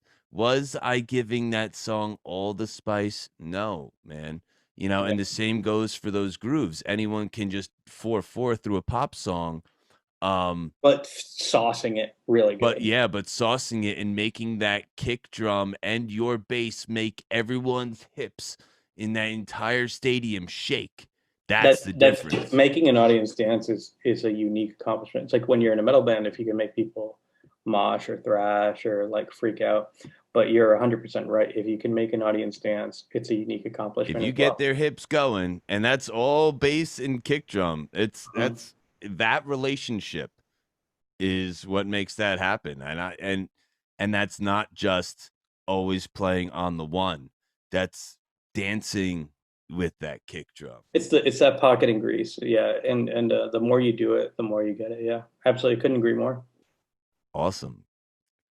Yeah. So, hey, that's all the questions I have, my dude. This was very informative. I hope everyone is taking this information from this phenom of the bass guitar, Kilian Duarte. Thank you What so is your much. Instagram? So my Instagram is my name, Kilian Duarte Bass. So let me spell that because my name is not generic. KILIANDUARTE BASS. That's my Instagram, and you can see me play a lot of stuff on there. But yeah, Well, yeah, thank you so very much. And thanks please, so much. everybody, go follow him so that way you can decide whether your bass wants to be firewood or a creative tool. No, I'm just kidding. Uh, Always make it a creative tool, and then that way you could be a creative tool. yeah, No, man. but Thank you so thank you so much. very much for your time. Very eye opening, and it's been such a pleasure to have a conversation with you. And I hope we get to have you on again. Dude. I can't wait to see you again, man. Be Yeah, safe. we don't know what the final form of this is going to be, so just understand I will be having you on again for another elongated conversation because there is so much that I would love to unpack with you. You have such a great valued knowledge and wide range of instruments. It's so crazy. So thank you so much, man. Thanks so much, man. Have a wonderful night, guys. Thank you so much for listening. Take care. All right. Peace. So that was Killian. And I learned so much in talking to him. Every time that I get to talk to him, either on Instagram or whatever, or even on the road. Um, I first met him actually at an Angel Vivaldi music video shoot. Hmm. And he's just him and I just hit it off, man. He's so down to earth. Yeah, And he seems real sweet, real nice. he's so nice. He's had that killer bunny. I don't know if you caught the bunny in that interview, but his bunny is in the background in the cage. How did I I not get? He's believe his not name is funny. Moon Pie, if Oh I'm my not God, I love mistaken. bunnies. I Ugh, think I forget if he said the name during the interview, but I don't. uh, It must yeah. have been on the take you didn't send me because you have more on your Patreon, right? So I Um, didn't. It wasn't in that part. oh yeah. So right, right. So yeah. But I'm pretty sure he posts about it. You could follow him. He does give his Instagram. You can follow. He has a an Insta famous bunny rabbit. Yeah, I love I them. used to have a bunny. He died a couple years ago, but they're the sweetest animals. They just poop everywhere and then they eat all your cords. Right. And so yeah, that's another thing. So I do all these the extended cuts of the interviews Yes. are posted on my Patreon. Yeah. Usually you get a few extra minutes in the beginning or at the end or in Mhm. between. We don't always use the full interviews for this particular podcast to keep it down, but whenever you see me do an interview, we always have the extended ones on my Patreon, which is patreon.com/deanmusicofficial. And when Yeah. Holly does hers, sometimes she Yeah. throws up her extra stuff on her Patreon, which Yeah. is patreon.com/slash Holidays. Holly West Music, right? Yes. Yeah, I don't have any of them up yet, but I'm editing them to put them up with Chris Bell and Pete Merluzzi. Got some funny questions in there and some cool banter. Yeah, any of that support always helps us just bring more. Because we'll be Yeah. honest, right? Why are we making this podcast? Just because we really want to just share this information with everyone, Yeah. right? We can't take this information with us. And that's the whole purpose of this podcast is to make sure that you guys out there get to figure out some of the shortcuts Yeah. from our years of trying to figure this out because it's such a complex puzzle, isn't it? It is, but it's so easy when It's you're so at the easy. top looking down and you're like, how did I get that? It's like if you're in the shining maze, right? But then you just Yeah. run through the bushes. That's Yeah. kind of what you just kind of just whatever, just Yeah. glitch through, Yeah. I don't glitch know through the matrix. why I spent so much time, so much of my life, so many years of my life, just not knowing what the notes of the strings were. Because Why did I do that?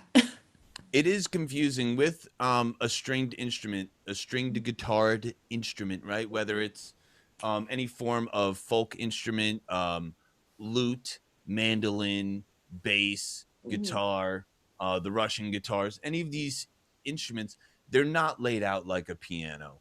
They are staggered notes. Some like banjos or and mandolins, and it like some stuff is tuned to fifths, some stuff is tuned to fourths, some stuff is tuned open, Exactly. like Yeah. I have a so there's quattro. it gets a little frustrating Yeah. because the problem is these things we Hmm. can tune it.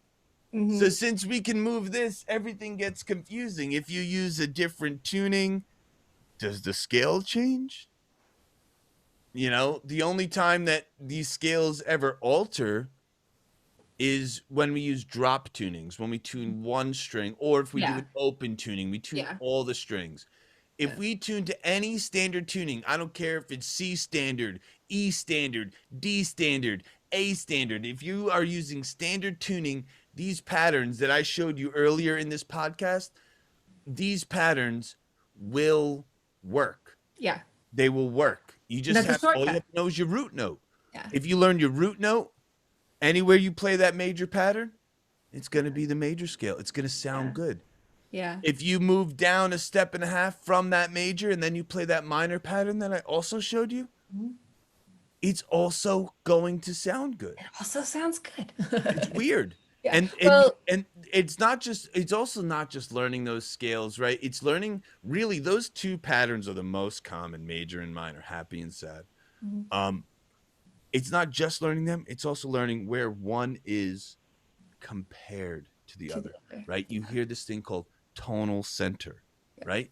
It's not just where your do re mi is laying. Mhm. It's also, like it's where that is, and then you move, To and the then you other can play side the is the other minor side. scale over a major progression. Yeah. It just Yeah. has to be the relative minor. Yeah. It can't be a parallel minor. It has to be the relative minor. Yeah. So, yeah, I mean, the best thing to do is just go through the scales, is Drill it. shred them, drill them and shred Drill. them. If you don't know the names of the notes of your strings, that's your first step. And your second step is learning the major, minor scale. And then we'll go into modes and things like that. But I in swear your, to you that if we wrote this book on how to learn every note across the fretboard, it would only have to be 2 pages. Mhm. It's really not that difficult. It's Yep. just, It all starts it's, with those two patterns. yeah, it's really just getting your mind to understand that there's certain things that you really need and you really need to drill them. And the rest of it is your creativity that flows. And so every musician has a different creativity that comes out of it, has a different form of, their music that comes out of them. So even though there are, 12 notes and there are seven whole notes, we are basically just using all of those the way that we want to use them in our brain. We're getting them out there, and so that's the magic of music. This is just a tool. It's just a hammer and a box of nails. And Yeah, the the, musician uses these tools to get their music out. We're not just bassists, we are musicians. It's important to know correct. that.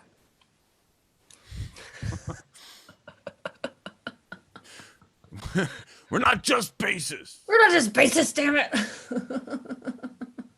But yeah, and We want you to know. I'm so happy that we've been able to have great guests on here too, because we haven't just had bass players, we've had people who understand bass and Yes. understand where it's supposed to be. And you know, some of these guests will be bass players, but some of them are people who just understand frequency. Hmm. Bass is, like we said in the last episode, bass is really just a representation of the lower harmonies, Hmm. right? Bass could even be the left hand on a piano. Yeah, It really exactly. is. You Yep. really are. Or the You, feet. yeah, you're down there. Oh man, I had this student the other day. She plays a harp Oh, cool. at School of Rock. She plays a harp. Nice. She showed us the harp. It looks just Right. like a harp in one of those old movies. Yeah, You know how weird and rare that is for someone to have it's a harp? awesome. It's awesome. I Yeah, want to not learn like a how the harp works. harpsichord or not like Yeah. like a harp. Yeah. It's so In cool. Woodstock, there's this place that we play at, and next door is where we have the dressing rooms, and there's a harp in the dining room. And I just thought that was the coolest part of the whole house. Yeah, it is. It's like, I know I don't have my regular background, but like my stand-up bass, for instance, Yeah, it's you're just looking really very cool to have. Beetlejuice in time for Christmas and New Yeah. Year's. Well, there's red underneath. There's always red There's, underneath. Hey, what's black and white and red all over? Holly's background. yeah. Holly and her background. Look at Oh, you. yeah, your background. What? You with your red lipstick. You're black and white and red all over. This is pink lipstick. Well, it's red enough for me. Okay. With this salmon lipstick over there. Salmon. You salmon lipstick. That's my New Jersey accent.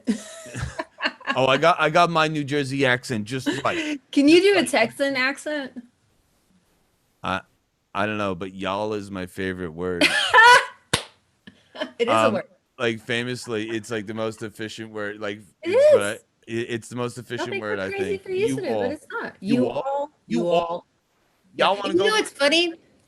In the South, when you say you all, it's almost offensive. right? Seriously. I like You all. down down south you get y'all, Yeah. and up north you get uh Use my guys. favorite is want to go for a rip there, eh, bud? Hey, What? bud. A Want to go butt? for a rip there, eh, bud? Oh, a You got to butt? get up in the north up there, A you butt? know? Eh? It's funny. Yep. So yeah, Killian had some awesome information. I'm really glad that we had him on. And you're talking about stuff that's He will pretty, definitely come back on if people like what they see with him. yeah. He has a I great spoke way to of, him. of explaining things and teaching and getting his point across, which I really like. Yeah, and he teaches lessons just like you, Mhm. just like me. Yeah. And he would love to come back on here and do some Yeah. stuff. So if Yeah, you maybe we guys could want do with have him Killian at to the come live. back on, comment down below, Hmm. or on Instagram, or on YouTube, or on Spotify, or wherever you're hearing this, or seeing this. Yeah. Um, just know that we will be listening. So if you guys like that, we will have these guests on. These guests are our friends. Hmm. These guests are people who we've come across, and we look up to some of our friends, and like I didn't, I didn't have a fancy music school. Hmm. I don't have a college degree from Berkeley. but I Mm-mm. could shred face around so many of those kids and Yeah. probably better than a lot of them. Not all of them, right? But a Mhm. lot of them. And I just learned by literally asking my friends. I love telling my students that I learned how to make a pinch harmonic Mhm. in a By by asking. asking a question to my friend without a guitar in my hand. Yeah. I asked a question to my friend at a 7-Eleven parking lot, and he explained it to me. And then I went home and And I did. kept doing exactly what he said until I got that sound. Yeah. It took hours, weeks, months, Yeah. years. It took forever, That was the only thing but that I I picked got up it. like that. What? That was the only thing I picked up like that. When I was 13 and taking guitar lessons, Right. I asked my guitar teacher, I'm like, what's that sound? What is that called? And he said, it's a pinched harmonic. He's like, I can show you how to do them. And he did it. And I just did it automatically. I'm like, I could oh, I cool. was able to get the sound, but not like the Zach Wild where you get it so Yeah. perfect every single time where you could just woo Yeah. and like hold it forever. Like I Yeah. could always get like a little bit of the sound, right? Yeah. I also thought that I would do it like I thought that you were doing like the hovering harmonic with the left hand. Hmm. I thought Yeah. that Yeah. you were hitting that quick and then Do like it. hit Yeah. that and then push down and then move it. I didn't know that it was all the left hand. Yeah. It's So all. like I was like fucking back. Oh, I was backwards about it. Yeah. Yeah. Yeah. Yeah.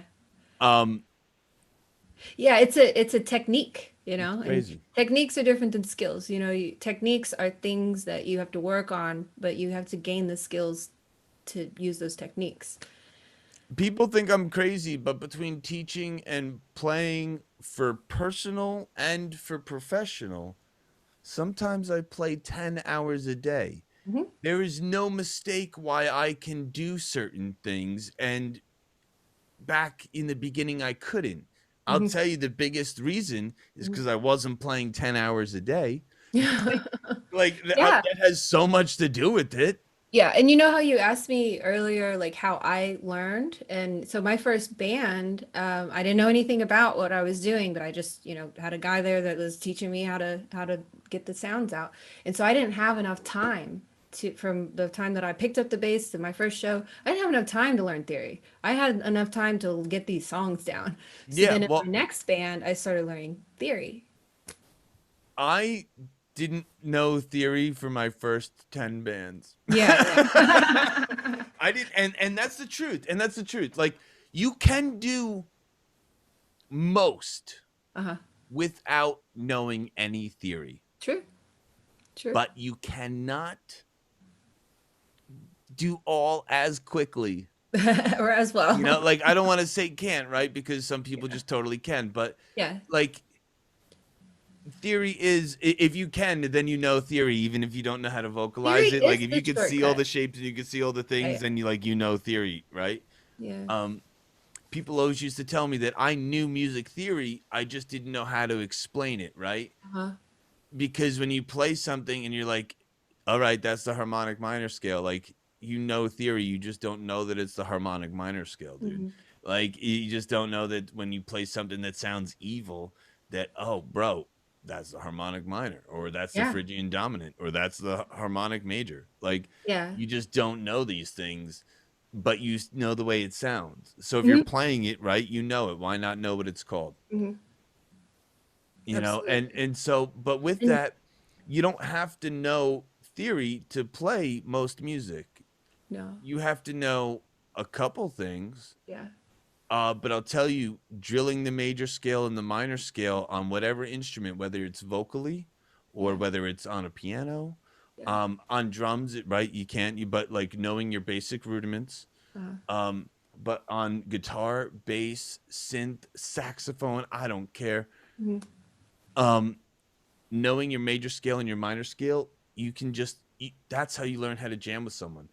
You know, think Marty Yeah. McFly, Yeah. blues in G, watch me for the changes. How Yeah. are they able to do that? Because they all know the blues scale in G. That's Exactly. why. And it's easy. It's You really know, not like that they yeah, hard. they all know their 1 4 5 progression. Like that's And they it. know where G is. They know where G is. They And know those what are the your two blues things that scale we've is. talked They know about in what this video is like know your notes and know your major minor scale. Those things are going to help you to do anything pretty much. It'll Yep. get you going. It'll get you to that next step, that next level. And you know, music and playing an instrument, it's all rhythmic. It's all like look at it like a drum, basically. And then when you look at, okay, so maybe you're saying, oh, there's no way that I can learn a song by ear, and I don't have the ear for music. And it's you're just feeding yourself a lot of BS because you can. Yeah, It's easy. you're all you're really doing is matching the sound. Yeah, and the Does it harmonize? Does it sound smooth? Or yeah. does it sound like woo, woo, woo, Yeah. woo, And woo, woo, woo, right? when you put your finger down on a note and you play it and it sounds wrong, just move it to one more fret and you'll be playing a If note it that sounds sounds the right. most wrong, then it's only one more fret, Exactly. right? It's only one more fret. If it sounds But absolutely it's horrible, yeah. you're really close. Yeah, really close. You're really close. Maybe Yeah. you're on the note and you're just a little out of tune. Like that's Yeah. how close. Yeah. But Yeah. it's just a little bit of manipulation and getting your mind to relax and to break down those barriers of, you know, you can't get this right. This isn't, you know, it's that growth versus set my or that growth mindset. You know, you have to make sure that, you know, so let's say you're playing with, you're gonna go jam with a band and you got your guitar or your bass and they start jamming and you don't know what key it's in. Maybe they called it to you, but you missed it and you're just supposed to get in there. Maybe it's an A, maybe it's in G, I don't know. But you need to start with the rhythm first. You start with the rhythm. And if you can get just Especially one on bass, note, we can flatten out that note. exactly. Yeah. I You don't just I don't want to find, hate on him for anyone who likes him, but Mhm. like just listen to a corn song. That dude's barely playing notes. Yeah. That dude's barely playing notes. He just clickety clacking away with the snare Well, drum. I think with Korn, didn't they? I mean, bass was like their main focus of that band. I That guess. like Yeah, it's melodically. but like The I'm not, guitars were I'm not down, the trying to bass was hate up. on That's what I thought. Fieldy because he definitely has his way of Thing. playing and it Mhm. sounds great for what he's doing, Mhm. but it is not it ain't no Geddy Lee. Like he's not Yeah. focusing in on tones and No, notes. no, Most of that what band he's wasn't focused playing on that. is a root note, maybe one or two intervals, maybe a third or a fifth, maybe doubtful, Yeah. but most of the time he's just sticking to the rhythm. Yeah. Les Claypool does the crazy rhythm and then all the notes, right? But yeah, like you can just ride one note. You Yeah. can just You can give it space. You don't have to hit every single thing. You but know, if man, it does it changes. sound good when you know where you're going? Yeah, yeah. But Everyone if always panics about, oh, play a solo. oh man, that's the easiest thing to do. Yeah, like If you can break out of your box, if you can memorize like two basic patterns and just do a couple know where solos. your root note is, Yeah, you yeah. can do a solo. Yeah, I you can do a bunch teach of. I do a lot of 7-year-olds slides in my solo because not only is it cool, but it's easy to do. I teach 7-year-olds how to solo It's constantly. awesome. Yeah. It's I don't solo a lot in my own music, right? Yeah, But that doesn't mean that if I'm jamming with someone and they call it out that I can't and or won't. yeah.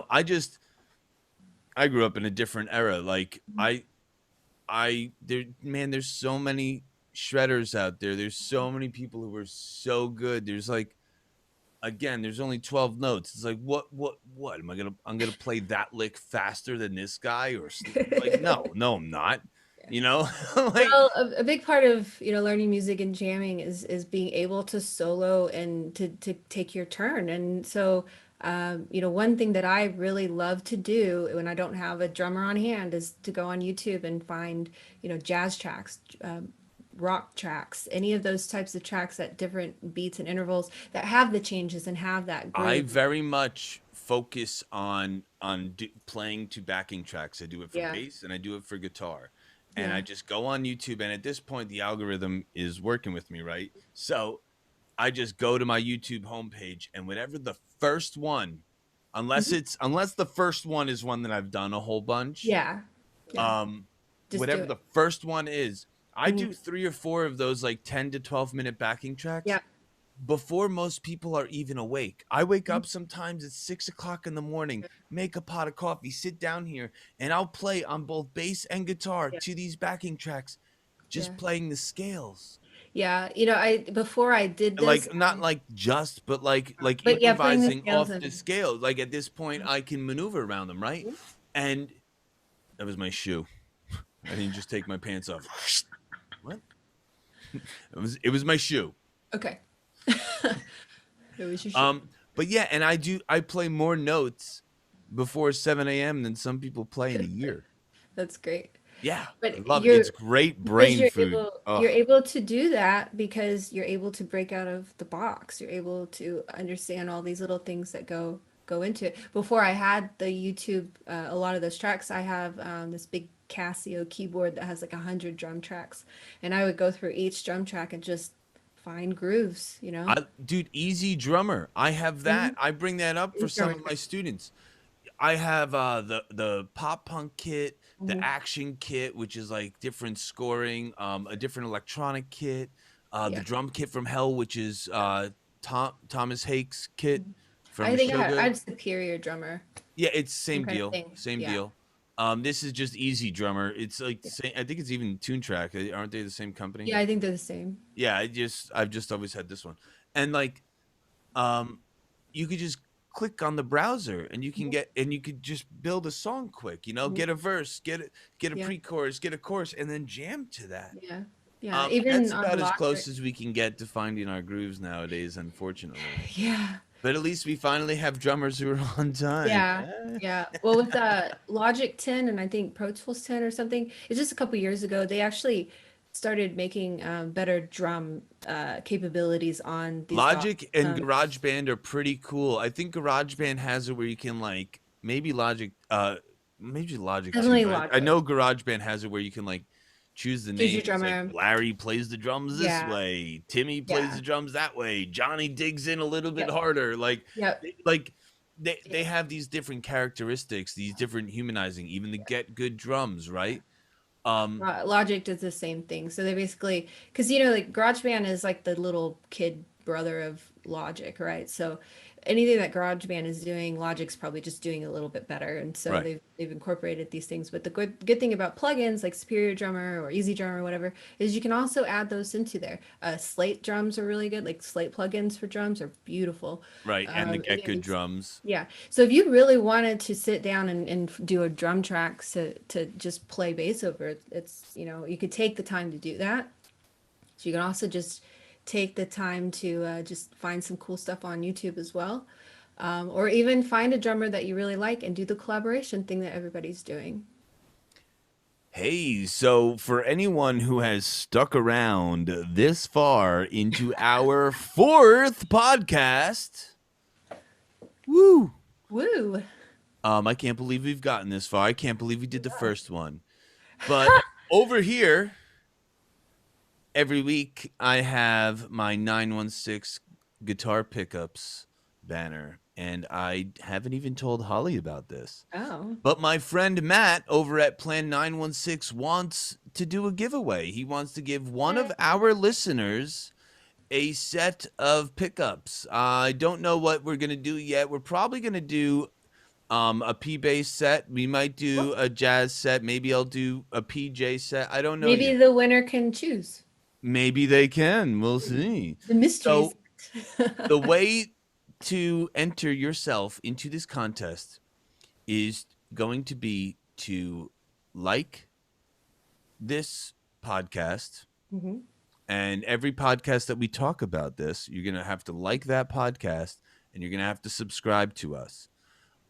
We are going to do one giveaway here on YouTube, probably somewhere around when we get the 100 subscribers mark, right? I'm going to go through all these likes, I'm going to go through all these comments, and I'm going to pay attention to whoever is the most active with Mhm.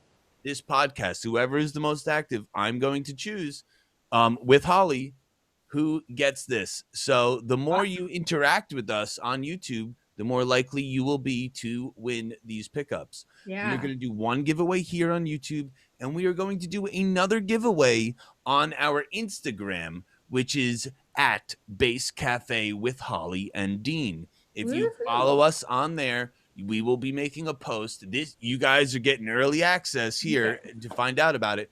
We're going to make a post yet on Instagram detailing the giveaway. So I Yeah. just wanted to let everyone know this isn't just Oh, some spamming of a logo. Matt has been such an avid supporter of me for the last like 6 or 7 years, wonderful. with everything from guitar to bass, and pickups and modding and understanding frequencies. People don't realize how much your pickups matter more than anything. Yeah. Yes, the wood of your guitar or bass matters. Yes, the strings matter. Yeah. Yes, the material of the nut Material. matters. But Yeah. more than any of that is the noise that we keep away from when we're playing. You Mhm. know, some basses, my first bass, you turn that all the way up, and it's just like, you know, like it's just some old cheap Chinese crap electronics in there. Yeah. Um, Awesome. one of the biggest differences is you can upgrade your bass, even Yeah. if it's just a beginner bass, is just get new pickups. Yep. I did that with a lot of my guitars and basses growing up. I always bought inexpensive stuff and then Frankenstein's, man. upgraded the electronics. It's So, not all of it, but mhm. it's so much of it. Yeah. But there's some, So yeah, much of it. there's some guitars out there that are Frankensteins that are phenomenal. The Frankenstein. Can we talk about the Eddie Van Halen Frankenstein, which my first guitar is independently built, but very much like And your Felix the Eddie Cat. Van Halen's Frankenstein. It is an Ibanez guitar with a lefty Fender neck on it and a custom set of pickups made for And my a Felix the birthday. Cat sticker. I don't know if I have anything right here. Yep.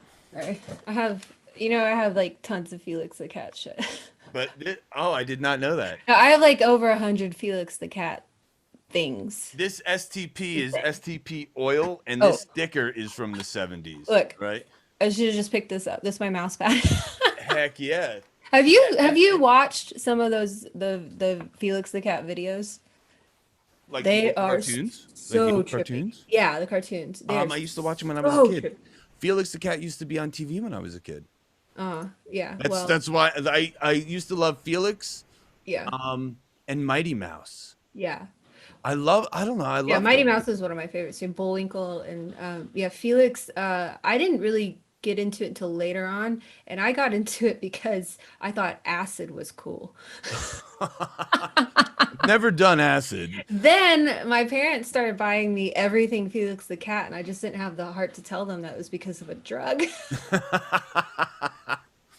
And now I have like the biggest Felix the Cat collection You you know what will. else I used to like that was totally would be trippy if you're ever like messed up is Harold and the Purple Crayon.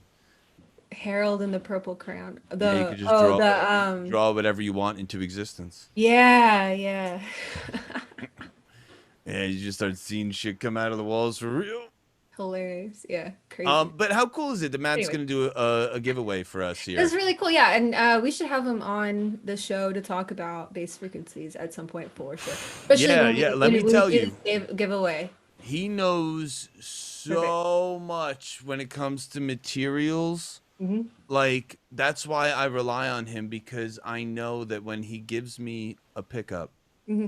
that it is pure, Yeah. that it is made out of pure copper, pure steel, you Hmm. know, pure nickel. The magnets are special ordered. We mix and match and choose magnets based upon what guitar I'm putting it in and like doing different stuff. And he's so good. I just know like it's so Yeah. good. And I used to pay top dollar for um EMGs and Hmm. Duncans and all these other pickups. So I even wanted to get into bare knuckles and all that boutique stuff. But Matt, man, I could send him a pickup back and we can change out the magnet, Hmm. and get a completely different sound. And like you don't get that from Seymour Duncan. And it's the same price. Yeah. It's the same price and better quality. Like you don't know that when you're buying, and I'm not trying to shit on anyone, but you don't know when you're buying from a big company really what's in there. Like, did that factory have to make cuts this week or Yeah. this month? Yeah. Did they get a shipment from a different supplier? Like when you buy from a boutique company, from a small company, Mhm. like, like a personal company such as 916, what quality you're getting, because that's how a business is Pride. built, on Yeah. its quality. It's only when it scales up Mhm. does it tend to dip in. Yeah. That's awesome. Yeah. Definitely want to get him on the show. So, well, cool. This is a great fourth episode. I'm really happy with I know, everything and we got to and talk about. all those listeners who stuck around to the end, a Yeah. little You're bit of going to a get a sneak little peek. surprise. Yeah, So we're still going to work out those details, but it's going to be yeah. really cool. Yeah, we'll have it all listed and make a, list of everything that you have to do, and then we'll pick a winner at I some. can just promise that the more things you interact with, the more likely you are going to be to win. Yeah, cool. That's just the truth. Awesome. Well, thank you very much, everybody. This has Yeah. been the fourth episode. I know that this is Yay. posting after Christmas, but this is like right before Christmas. So, Merry Christmas, everybody. Happy New Year. We will have a new episode dropping every Monday on YouTube and Spotify at noon. Mm-hmm. Noon Eastern Standard Time, 9 a.m. Pacific Standard Time. Yeah, and we are coast to coast. You're in New Jersey and I'm in California, so Coast to coast, and you can find us on everywhere at Base Cafe with Holly and Dean, all spelled out just like all that. spelled Super out. easy. And then on my website, www.hollywestmusic, and then all my handles on social media are at hollywestmusic. And I have deanmusicofficial.com, and I am everything at Dean Music Official. Also follow me on Patreon, patreon.com/Dean Music Official, Yep. where we will be posting all kinds of early access content. Yeah, and what other content do you have on your Patreon? So I'm also putting up never before seen tour footage of stuff that I've done with Michael Graves, with Nita Strauss. I'm also going to be diving a lot more deeply into the music by numbers system that I talk about a lot. That's really my main avenue, is to trying to utilize Patreon as a way to give people kind of like bite-sized chunks of music and music lessons, Mhm. inspiration. Right now I'm just compiling Yep. old tour footage and stuff that people haven't seen, and then slowly working into also working on my second album, my sophomore Oh, album, Ocean of Storms. nice. Yeah, I'm kind of doing the same thing. I write lyrics, I like write poetry, write music, play different instruments, and so I have a lot of that stuff up there. And then I also teach bass. So anybody that is coming to this channel to learn more about bass, if you want to take it to the next step, get out with either one of us, and we'll help you figure out what you need to learn and where to go from where you are right now. Absolutely, yeah. It's such a great opportunity to have this platform to be able to share our knowledge, and I Mhm. can't thank anyone enough. Sharing is caring. Yeah, sharing is caring. Please make sure to like, share, subscribe, and can't wait to see you on episode 5. Yeah. See you later. Thanks, guys.